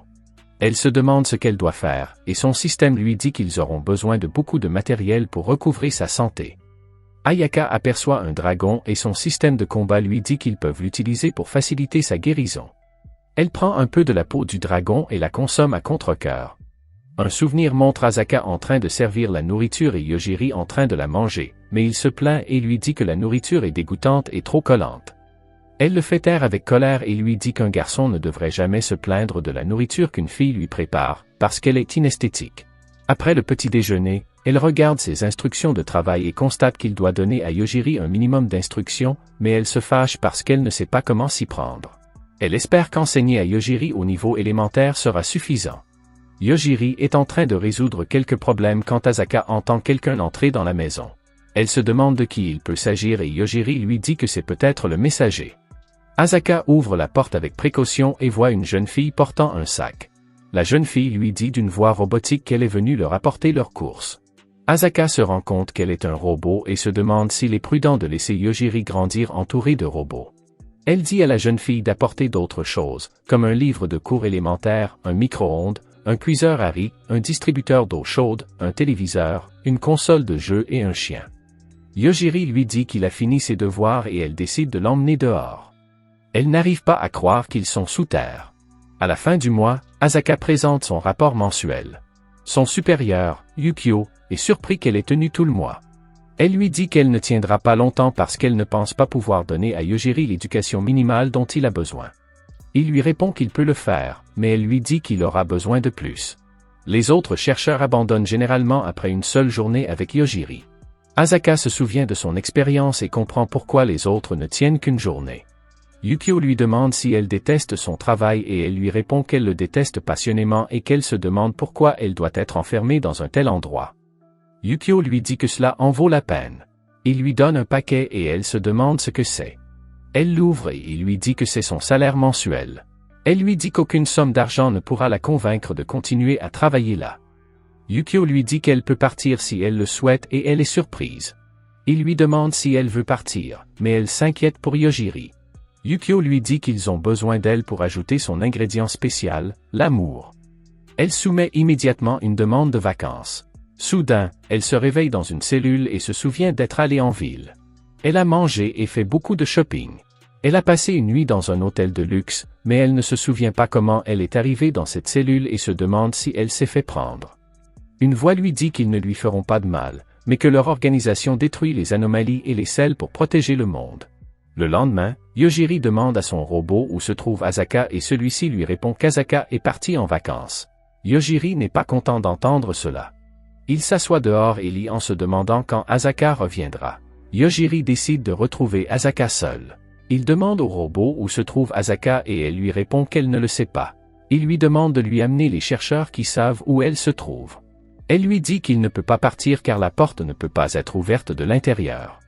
Yojiri contacte la salle de contrôle et leur demande d'ouvrir la porte. Les scientifiques paniquent et décident de contacter Yukio qui se précipite dans la salle de contrôle et voit tout le monde affalé sur le sol. Il demande à son collègue ce qui se passe et le scientifique lui dit que Yojiri contrôle mentalement le scientifique et que celui qui a essayé de l'arrêter a perdu conscience. Yukio est surpris que Yojiri puisse faire cela. Il ordonne à son escorte d'abattre le scientifique, mais s'évanouit soudainement. Yojiri entre dans la pièce et demande à Yukio où se trouve Asaka, qui lui répond qu'elle est en vacances. Il lui demande quand elle reviendra et Yukio lui dit qu'Asaka ne reviendra pas parce qu'elle a été enlevée par l'agence. Yukio lui dit qu'il ne peut pas l'aider parce que l'organisation est très puissante et qu'ils ne sont pas assez puissants pour l'arrêter. Yojiri décide d'aller l'aider et demande à Yukio de garder secret son plan meurtrier. Yojiri se rend à la base de l'agence, détruisant tout ce qu'il trouve. Il demande où se trouve Asaka. Il pense que le pouvoir de Yojiri est de détruire tout ce qu'il voit. Il décide de l'abattre avant qu'il ne les voie, mais Yojiri les élimine quand même. Pendant ce temps, Asaka est en colère parce qu'elle n'a pas obtenu un emploi dans un endroit conventionnel et elle se demande comment va Yojiri. Elle entend du bruit à l'extérieur et décide de profiter de l'occasion pour s'échapper. Soudain, une femme apparaît et la menace d'un pistolet. Asaka est surprise car ils avaient dit qu'ils ne lui feraient pas de mal. La femme la prend en otage et Yojiri entre dans la pièce. Il est heureux de l'avoir enfin retrouvée, mais la femme lui dit de ne pas bouger. La femme continue de menacer la vie d'Asaka, mais il utilise ses pouvoirs pour lui ôter la vie. Asaka se demande ce qui est arrivé à la femme, mais Yojiri se précipite pour la serrer dans ses bras et lui dit qu'ils peuvent rentrer chez eux. Il quitte la pièce et Asaka est surpris par les dégâts causés par Yojiri. Elle lui sourit d'un air rassurant et il quitte la base. Elle le raccompagne chez lui et va parler à Yukio dans le jardin. Elle lui demande ce qui va se passer après ce que Yojiri a fait, et Yukio lui dit qu'il n'y a rien à faire. Elle est surprise qu'il n'y ait pas de punition pour les atrocités de Yojiri. Yukio lui dit qu'ils prendront d'autres mesures pour s'assurer qu'elle est en sécurité et lui demande si elle veut continuer son travail. Elle lui répond qu'elle n'a pas envie d'abandonner son travail parce que Yojiri ferait des choses encore pires si on la laissait tranquille. Lee dit à Yukio qu'elle a encore des choses à apprendre à Yojiri pour le rendre heureux. Yojiri lui dit qu'il veut jouer à un jeu et elle lui dit qu'elle le rejoindra bientôt. Elle se rend compte qu'elle a oublié son sac à la base de l'agence et est triste d'avoir perdu un mois de salaire. Dans le présent, Tomoshika regarde Yojiri pendant qu'il dort. L'esprit lui dit qu'elle devrait passer le reste de sa vie avec lui et elle est surprise que son esprit puisse comprendre ce qu'elle pense. L'esprit aime tellement l'apparence de Yojiri qu'elle est impatiente d'injecter un peu de lui dans leur lignée. Yojiri se réveille et Tomoshika essaie de garder secrète la conversation qu'elle a eue avec son esprit. Elle se demande ce qu'ils vont faire maintenant qu'ils sont face à la capitale royale. L'esprit l'informe qu'ils sont entourés de soldats. Le chef des gardes leur demande de sortir du véhicule et Tomoshika espère qu'ils ne seront pas arrêtés. Yojiri lui dit qu'ils se défendront si cela arrive et Tomoshika sait qu'il n'y aura pas beaucoup de combats. Le chef des gardes se présente sous le nom de Torque et leur dit que leur véhicule appartient au noyau immortel. Yojiri leur dit qu'ils ne sont pas dans le noyau immortel et que c'est le maire qui leur a donné le véhicule et Tomoshika pense que Torque ne le croit pas. Yojiri lui dit qu'ils sont candidats au titre de sage de Sion et qu'ils sont venus pour un test. Torque décide d'évaluer leurs dons, mais Tomoshika est sceptique à l'idée de le laisser faire. Torque regarde le résultat et constate qu'ils sont candidats pour devenir sages, mais il ne leur fait toujours pas confiance car il sait que les résultats peuvent être falsifiés. Yojiri lui montre une amulette et il s'agenouille immédiatement. Tomoshika lui demande ce qu'est cette amulette et il lui répond que Rick lui a dit de la montrer à tous ceux qui les ennuient dans la capitale royale. Il donne son amulette à Tomoshika et lui dit qu'il s'agit de l'emblème de la famille royale. Torque s'apprête à les laisser passer, mais David, le plus jeune de la famille royale, lui explique que l'amulette signifie deux choses. D'une part, ils sont des connaissances de Rick et d'autre part, ils sont des chevaliers du roi divin, il leur dit donc que l'amulette ne permet pas l'anarchie. David demande à Torque de lui montrer l'épée sacrée que Yojiri est censé avoir reçue du maître d'épée, puisqu'il est un chevalier divin. Yojiri lui répond qu'il n'a pas reçu d'épée sacrée et David ne peut croire que Rick est un maître d'épée. Il dit à Yojiri de maintenir son titre avec son épée. David lui répond qu'il ne peut pas perdre contre quelqu'un comme lui, puisqu'il est un chevalier du roi. Tomoshika se demande si elle doit faire demi-tour, mais l'esprit la pousse à se battre. Tomoshika sait qu'elle ne peut pas battre des adversaires de haut niveau, mais l'esprit lui dit que le niveau de David est bas. Yojiri lui dit d'essayer et l'assure qu'il s'occupera d'elle si les choses tournent mal. Il commence le combat et Yojiri remarque que le style d'épée de Tomoshika n'est pas très orthodoxe. L'esprit lui dit que le style de la famille consiste à tromper les adversaires avec leurs mouvements. Tomoshika cache sa jambe gauche et David ne peut pas la voir bouger. Elle agite la petite épée d'avant en arrière, de sorte que David commence à se tromper sur la distance. Tomoshika lance soudain l'épée en l'air et se précipite sur David. Elle lui assène un coup bas. Yojiri est surpris par l'habileté de la jeune fille. Torque la déclare gagnante et les gardes sont stupéfaits par ses mouvements. Après le combat, Yojiri touche les murs du château et constate qu'ils sont enchantés. David lui dit que les murs ont été construits par un ancien sorcier et qu'ils peuvent résister à n'importe quelle attaque. David est surpris de découvrir que Yojiri connaît le magicien. Tomoshika se demande pourquoi il leur parle et il lui répond qu'il veut être leur guide. Ils entrent dans la ville et Tomoshika remarque la présence de nombreux pratiquants d'arts martiaux. David lui explique qu'il s'agit d'explorateurs qui vont défier les donjons.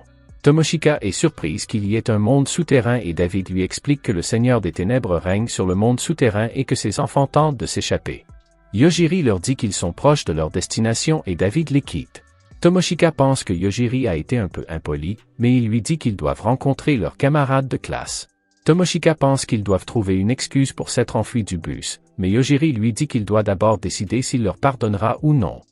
Ils rendent visite au roi et Yojiri est surpris par le nombre de personnes présentes. Le roi commence à s'adresser à eux, mais Shinya, candidat au titre de sage, le défie. Tomoshika n'arrive pas à croire qu'il soit aussi stupide et le roi dit que ce n'est pas la première fois qu'un candidat sage le défie et il le remet immédiatement à sa place. Les candidats sont surpris et le roi leur dit de se taire. Le roi leur dit qu'ils doivent atteindre un grand objectif pour devenir sages. Nous voyons Sion marcher dans un champ herbeux et traverser une barrière menant à un espace blanc où se trouve Aoi qui a été complètement traumatisée par les horreurs qu'elle a vues lorsqu'elle a essayé de combattre Yojiri. Elle se met à hurler contre Sion pour avoir condamné ce monde à la mort par ses actions imprudentes en amenant Yojiri ici. Aoi ne veut rien savoir des missions impliquant Yojiri ou ses amis. Sion tente de demander à l'épée parlante qu'il porte ce qui s'est passé et l'épée explique qu'Aoi est comme ça depuis qu'il a rencontré Yojiri, alors Sion demande quelles informations ils ont pu rassembler à son sujet. Ils n'ont pas pu obtenir grand-chose du scan de Yojiri, mais ils ont appris quelque chose de Hanakawa.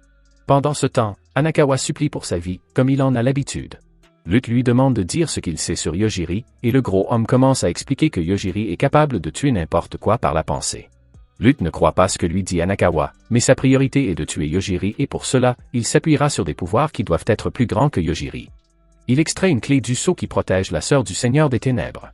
Cette sœur est si dangereuse que le Seigneur des Ténèbres a dû la sceller lui-même. Si elle était assez effrayante pour que le Seigneur des Ténèbres la craigne, elle devrait avoir assez de pouvoir pour battre Yojiri. Après avoir entendu parler de cette solution, Hanakawa veut vivre une vie paisible en tant que PNJ. Malheureusement, alors qu'il s'éloigne à toute vitesse, Luke lui attrape les cheveux parce qu'il a toujours besoin du gros. Pendant ce temps, à la réunion avec le roi, le garçon dont les doigts ont été coupés reçoit un très mauvais traitement médical. Le roi les informe nonchalamment que s'ils traversent le labyrinthe souterrain sous la capitale et vainquent le dieu des ténèbres, ils obtiendront leur titre de sage. Le roi pense sincèrement qu'ils mourront dans ce labyrinthe parce qu'ils n'ont pas les compétences nécessaires pour y parvenir. Il explique que la capacité du garçon n'a pas fonctionné parce que la famille royale de ce monde a la capacité d'affaiblir les pouvoirs des sages, de sorte que tant qu'ils se trouvent dans une certaine zone, leurs pouvoirs ne fonctionneront pas.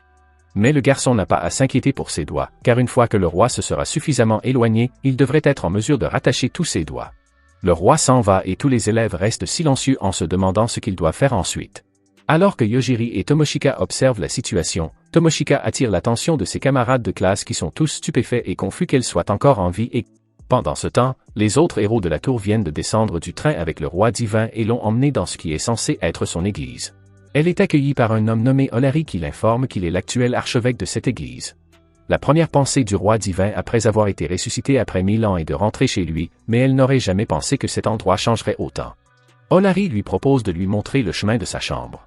Il lui dit qu'il est ravi qu'elle soit revenue, mais qu'il pensait qu'elle était coincée près de la tour pour tenir le dieu des ténèbres à distance. C'est vrai, mais heureusement, le dieu des ténèbres a été tué et elle est maintenant libre. Olari demande ce qu'il est advenu de la clé du sceau, mais le roi divin n'a jamais entendu parler des sceaux et ne sait pas quoi dire. Olari croit qu'elle ne sait rien, alors il sort un objet magique et l'utilise pour l'affaiblir. Yojiri et Tomoshika se disputent avec leur délégué de classe qui leur dit clairement qu'il ne pense pas que c'était une mauvaise décision de les laisser derrière. Tomoshika lui demande s'il regrette qu'ils aient survécu au dragon, mais avant qu'il ne puisse répondre, une autre camarade de classe s'approche et dit qu'ils ne devraient pas se battre les uns contre les autres dans un monde où ils ont si peu d'alliés. Yojiri n'a jamais été attentif en classe, il n'a donc aucune idée de l'identité de cette fille. Tomoshika l'informe qu'elle s'appelle Akino et que sur Terre, elle était une idole célèbre dans le show business, il n'est donc pas surprenant qu'elle soit très populaire parmi ses camarades de classe. Yasaki soutient qu'ils ne peuvent pas être sûrs de pouvoir leur faire confiance, mais elle lui fait remarquer qu'il ne dit cela que parce qu'il sait que s'il avait été placé dans la même situation qu'eux, il aurait sûrement déjà cherché à se venger. Il est clair que c'est Akino qui commande ici. Yasaki a perdu beaucoup de son influence sur la classe depuis un certain temps. Yojiri et Tomoshika sont acceptés dans le groupe, puis Yojiri se rend dans un salon avec d'autres garçons qui se plaignent que les filles sont autorisées à se déplacer librement entre le premier et le deuxième étage, mais que les garçons n'ont pas le droit d'entrer au deuxième étage pour quelque raison que ce soit. Ils se rendent compte que Yojiri n'a aucune idée de qui ils sont, ce qui est un peu pénible, car Izumida a fait beaucoup d'efforts pour parler à Yojiri sur Terre. Il dit à Yojiri qu'ils sont les perdants de la classe et suppose que Yojiri l'est aussi, puisque son don indique qu'il n'est qu'un chasseur d'insectes, ce qui signifie qu'il ne peut tuer que des insectes avec son talent. Les autres élèves ont des compétences allant de la lecture de livres à la cuisine. Quelqu'un frappe à la porte et c'est un autre garçon nommé Fuke qui veut parler à Yojiri. Pendant ce temps, à l'étage, on découvre pourquoi les garçons sont interdits de monter au deuxième étage et c'est principalement à cause des personnes qui ont des compétences de pervers. Il y a 3 garçons dans la classe qui ont la capacité d'arrêter le temps, de regarder à travers les vêtements et le dernier a des tentacules. Les filles veulent donc les éviter à tout prix, mais c'est alors qu'ils frappent à la porte. Les 2 filles connaissent la vraie nature de Yojiri et sont venues se disputer avec Tomoshika à son sujet. En bas, Yojiri parle à Fuke et lui demande ce qu'il veut. Fuke lui répond en le qualifiant de dieu et en lui disant qu'il a lui aussi des pouvoirs surnaturels. Fuke explique que lorsqu'il était chargé de surveiller Yojiri, il n'était jamais autorisé à le regarder directement. Il arrache son propre œil et le pose sur la table. L'œil était capable de détecter le surnaturel, donc s'il avait regardé Yojiri directement, il aurait probablement été traumatisé comme la pauvre Aoi. Yojiri ramasse l'œil qu'il a laissé sur la table et demande aux autres gars s'ils veulent le garder, ce qu'ils ne font pas. Tomoshila entre ensuite, accompagnée des 2 autres filles, et demande à parler à Yojiri. Elles sortent et Ryuko s'excuse pour ce qu'elle a fait. Elle exhorte Carole à faire de même, car maintenant que Yojiri a ouvert la première porte, il peut tuer n'importe qui. Si les filles se retournent contre lui, il pourra se débarrasser d'elles quand il le voudra.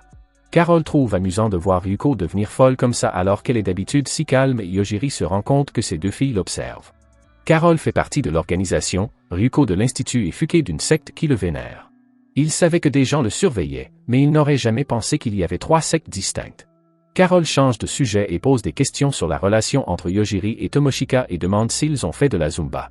Tomoshika nie rapidement, mais Yojiri ignore la question et se contente de demander ce qui va se passer ensuite. Ailleurs, Euphemia est assise sur un rocher et regrette sa sœur Théo, lorsqu'un vampire s'approche d'elle et proclame qu'il deviendra le chef de la lignée en la tuant et même si elle ne le veut pas vraiment, Euphemia est obligée de la tuer pour se défendre.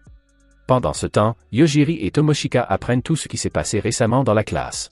Ils découvrent que la capacité d'Akino leur permet de limiter l'utilisation de leurs compétences, en particulier celle des sales gosses.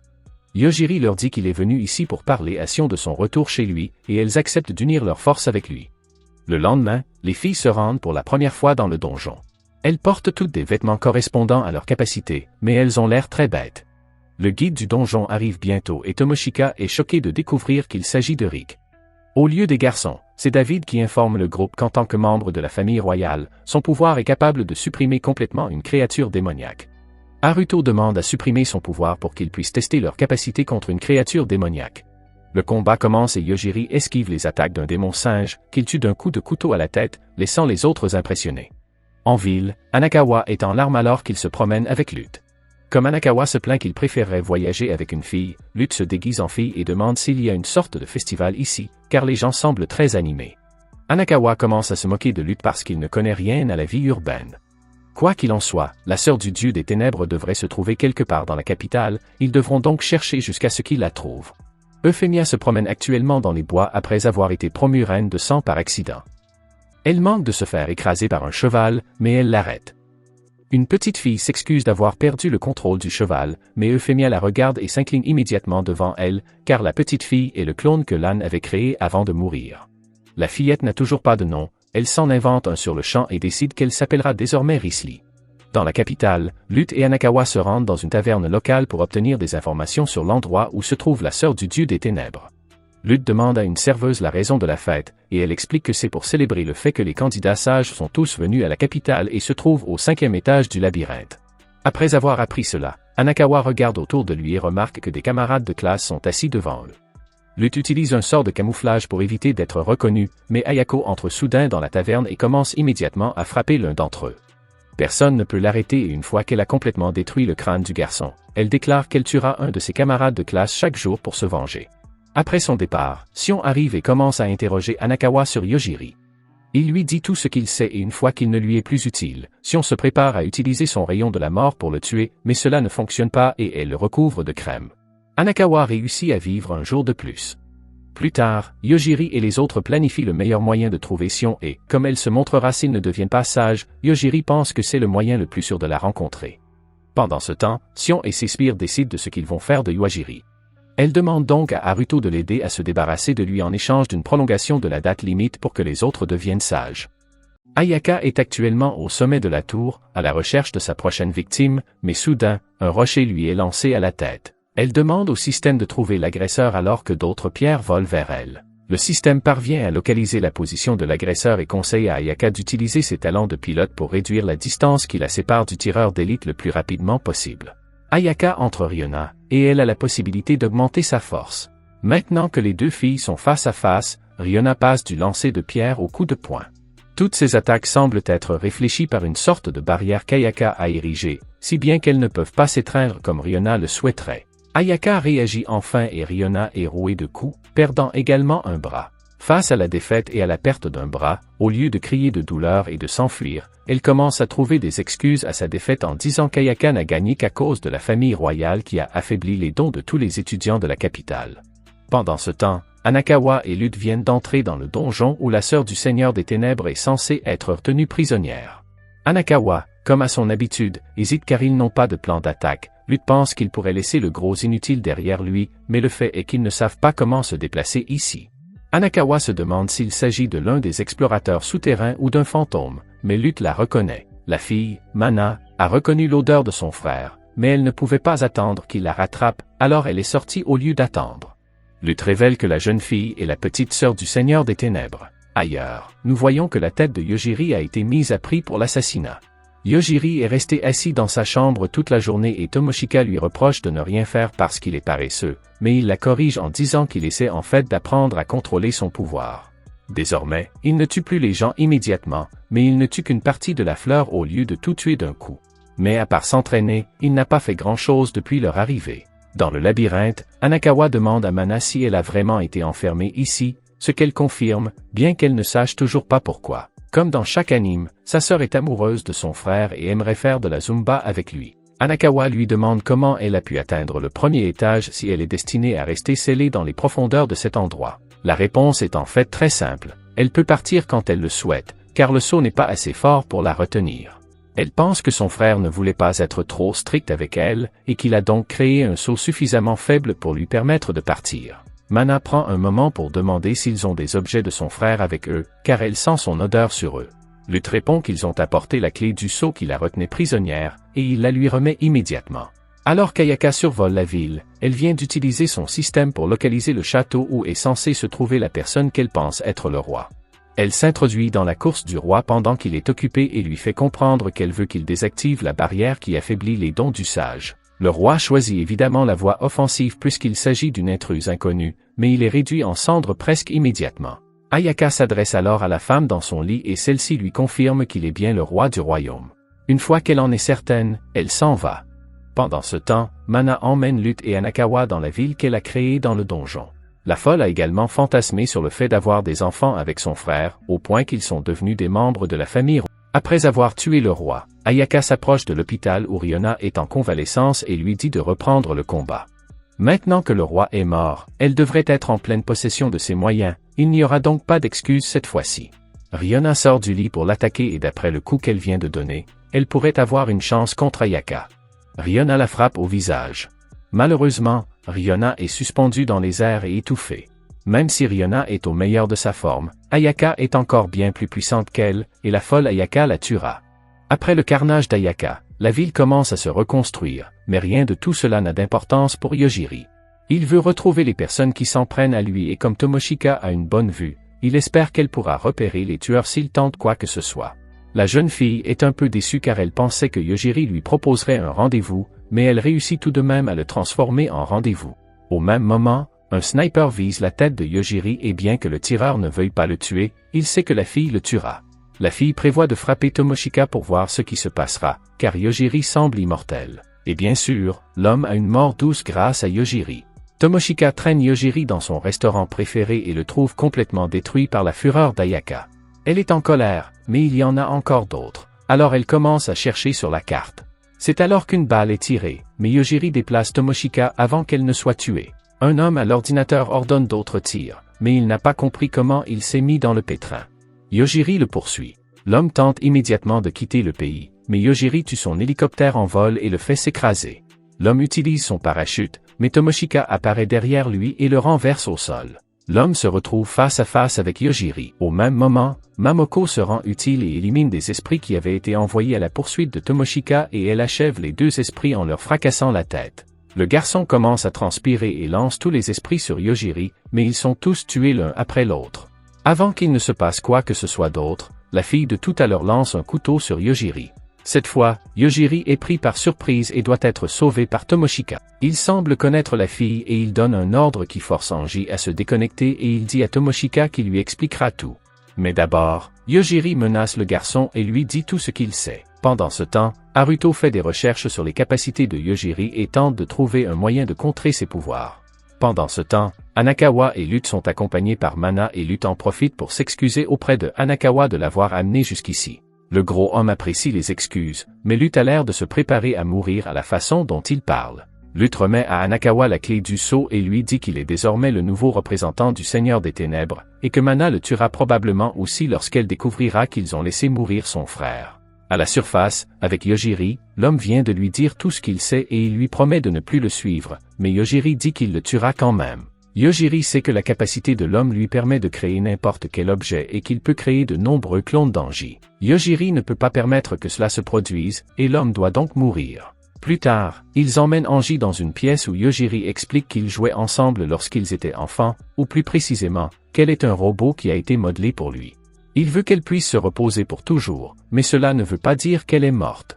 Elle est probablement en train de se détendre en ce moment même. Yojiri fait référence à la version robotique d'elle, car personne ne voudrait qu'une version robotique de lui-même parcourt le monde en faisant des choses maléfiques. Alors qu'Ayaka est à la recherche d'autres camarades de classe, elle choisit de traquer le chef cuisinier. Le bras d'Ayaka est coupé en un instant et elle est choquée car elle était persuadée que ses écailles de dragon pouvaient bloquer n'importe quelle attaque. L'une des compétences du chef lui permet de couper tout ce qu'il considère comme un ingrédient, de sorte qu'aucun bouclier ne peut bloquer ses attaques. Ayaka tente de le découper avant qu'il ne puisse attaquer à nouveau, mais il révèle qu'une autre de ses compétences lui permet d'être à plusieurs endroits à la fois pour cuisiner rapidement et efficacement. Il connaît également l'emplacement exact de tout ce qu'il considère comme un ingrédient, de sorte qu'elle ne peut même pas se cacher de lui. Cependant, bien que ses compétences soient définitivement OP, c'est lui qui est cuisiné par Ayaka. Après la mort du cuisinier, une réunion est organisée entre les membres survivants de la classe pour décider de ce qu'il faut faire à partir de maintenant. Le royaume leur a demandé de partir immédiatement en raison des attaques constantes de la psychopathe Ayaka.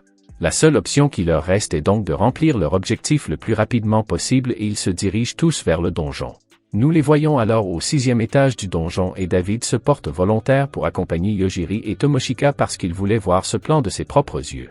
La classe se prépare à affronter une armée de milliers de monstres et, honnêtement, ce n'est pas un grand défi pour eux puisqu'ils éliminent tous les monstres pathétiques. Pendant ce temps, Lutte informe Mana de la mort de son frère.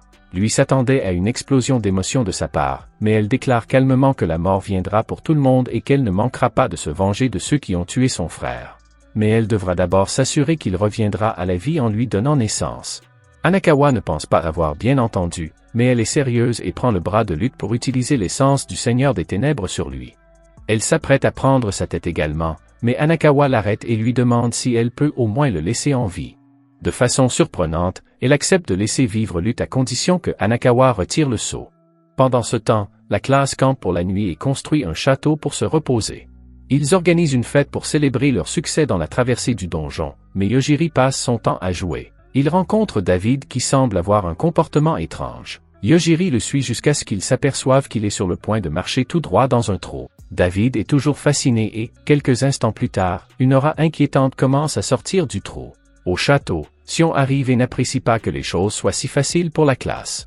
Elle veut qu'ils s'entretuent jusqu'à ce que quelqu'un devienne assez fort pour devenir un sage. Cette nouvelle inquiète beaucoup les élèves, mais ils ont d'autres chats à fouetter, car Yojiri semble avoir ouvert sa deuxième porte en plongeant dans le gouffre. Théodisia attaque ensuite quelques personnes, qu'elle bat, mais le chef s'enfuit.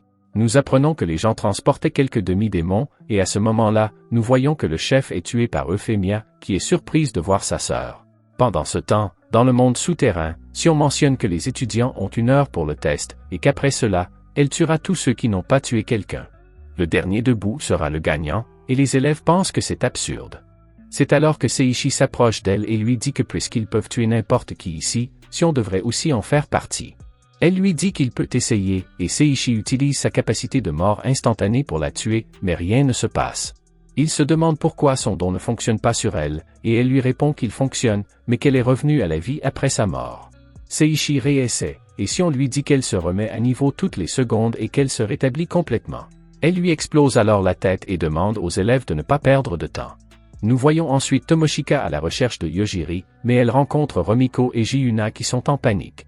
Pendant ce temps, nous voyons Yojiri tomber avec David, mais il tue son élan et atterrit en toute sécurité avec David qui est toujours inconscient.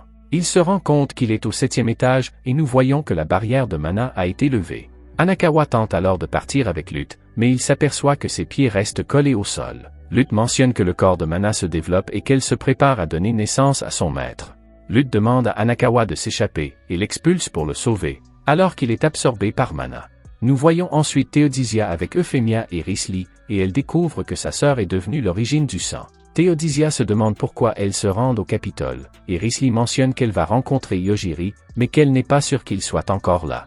Théodisia lui dit que Yojiri se rendait également au Capitole, et Risley est surprise de l'avoir rencontré. Pendant ce temps, Yojiri parle à Mokomoko au téléphone, et il apprend l'existence de la bataille royale. À ce moment-là, Hanakawa sort en courant pour échapper à un slim et demande de l'aide à Yojiri. Yojiri le tue et lui demande comment retourner au 6e étage. Hanakawa lui répond qu'il peut utiliser un raccourci, et qu'il peut l'Y emmener si Yojiri peut le protéger. Yojiri accepte et demande à Hanakawa de porter David, à sa grande surprise. Nous voyons ensuite une fille nommée Kyoko avec la classe Gunslinger entrer dans une pièce, et Yukimasa se cache dans le grenier. Il lit son avenir dans le livre où il se fait tuer par Kyoko, et il le réécrit où Kyoko rencontre Ayaka.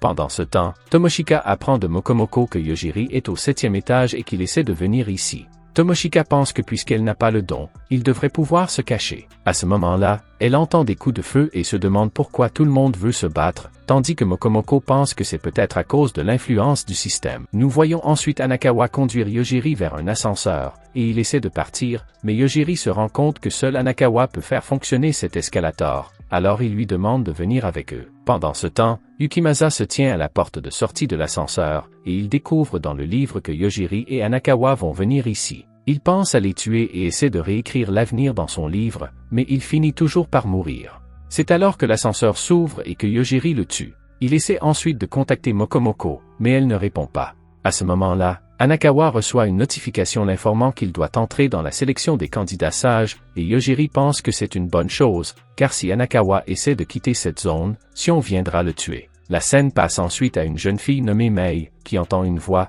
et un cube solide lui tombe dessus. Nous apprenons que cela a été fait par un étudiant nommé Osamu avec la classe Carpenter. Cependant, la fille se téléporte devant eux, et ils sont choqués qu'elle soit encore en vie. Masahiro, de la classe des téléporteurs, tente de la tuer en téléportant de la lave au-dessus d'elle, mais elle n'est pas blessée. Elle leur dit qu'aucune attaque ne fonctionne sur elle, et elle tue Masahiro d'un coup de poing léger. Elle raconte à Osamu qu'elle est morte lors d'un combat entre deux chats puissants, mais qu'ils l'ont ramenée à la vie et lui ont donné des pouvoirs. Elle le tue à son tour, et reçoit la notification de la participation de Hanakawa à la bataille. Mei se téléporte alors auprès d'Hanakawa et tente d'attaquer Yojiri, mais celui-ci lui donne un coup de poing. Mei est choqué de voir qu'un des chats qui lui a donné son pouvoir est mort, et que l'autre chat lui donne le pouvoir d'attaquer, mais il est tué lui aussi. Hanakawa lui dit que la source de son pouvoir est morte, et elle s'enfuit dans la forêt. Nous voyons ensuite Kyoko et Ayaka dans une bataille féroce, et pendant ce temps, Mokomoko remarque des fantômes autour d'elle. Elle pense qu'il y a des perturbations électromagnétiques qui les empêchent de contacter Yojiri, et des fantômes les entourent. Une fille nommée Mikoshi, de la classe des nécromanciens, arrive et montre son esprit gardien nommé Tianu, tandis que Tomoshika est jalouse que son gardien soit si beau. Mikoshi mentionne que Tianu ne peut que compter, alors elle veut Mokomoko, et utilise sa capacité pour posséder Mokomoko. Mikoshi utilise ensuite sa technique pour attaquer Tomoshika, et Mokomoko dit qu'elle ne peut pas contrôler son corps. Mikoshi mentionne qu'elle contrôle également la tenue de combat que Tomoshika porte, et elle la détruit, laissant Tomoshika nu. À ce moment-là, Yojiri apparaît et recouvre Tomoshika de son manteau.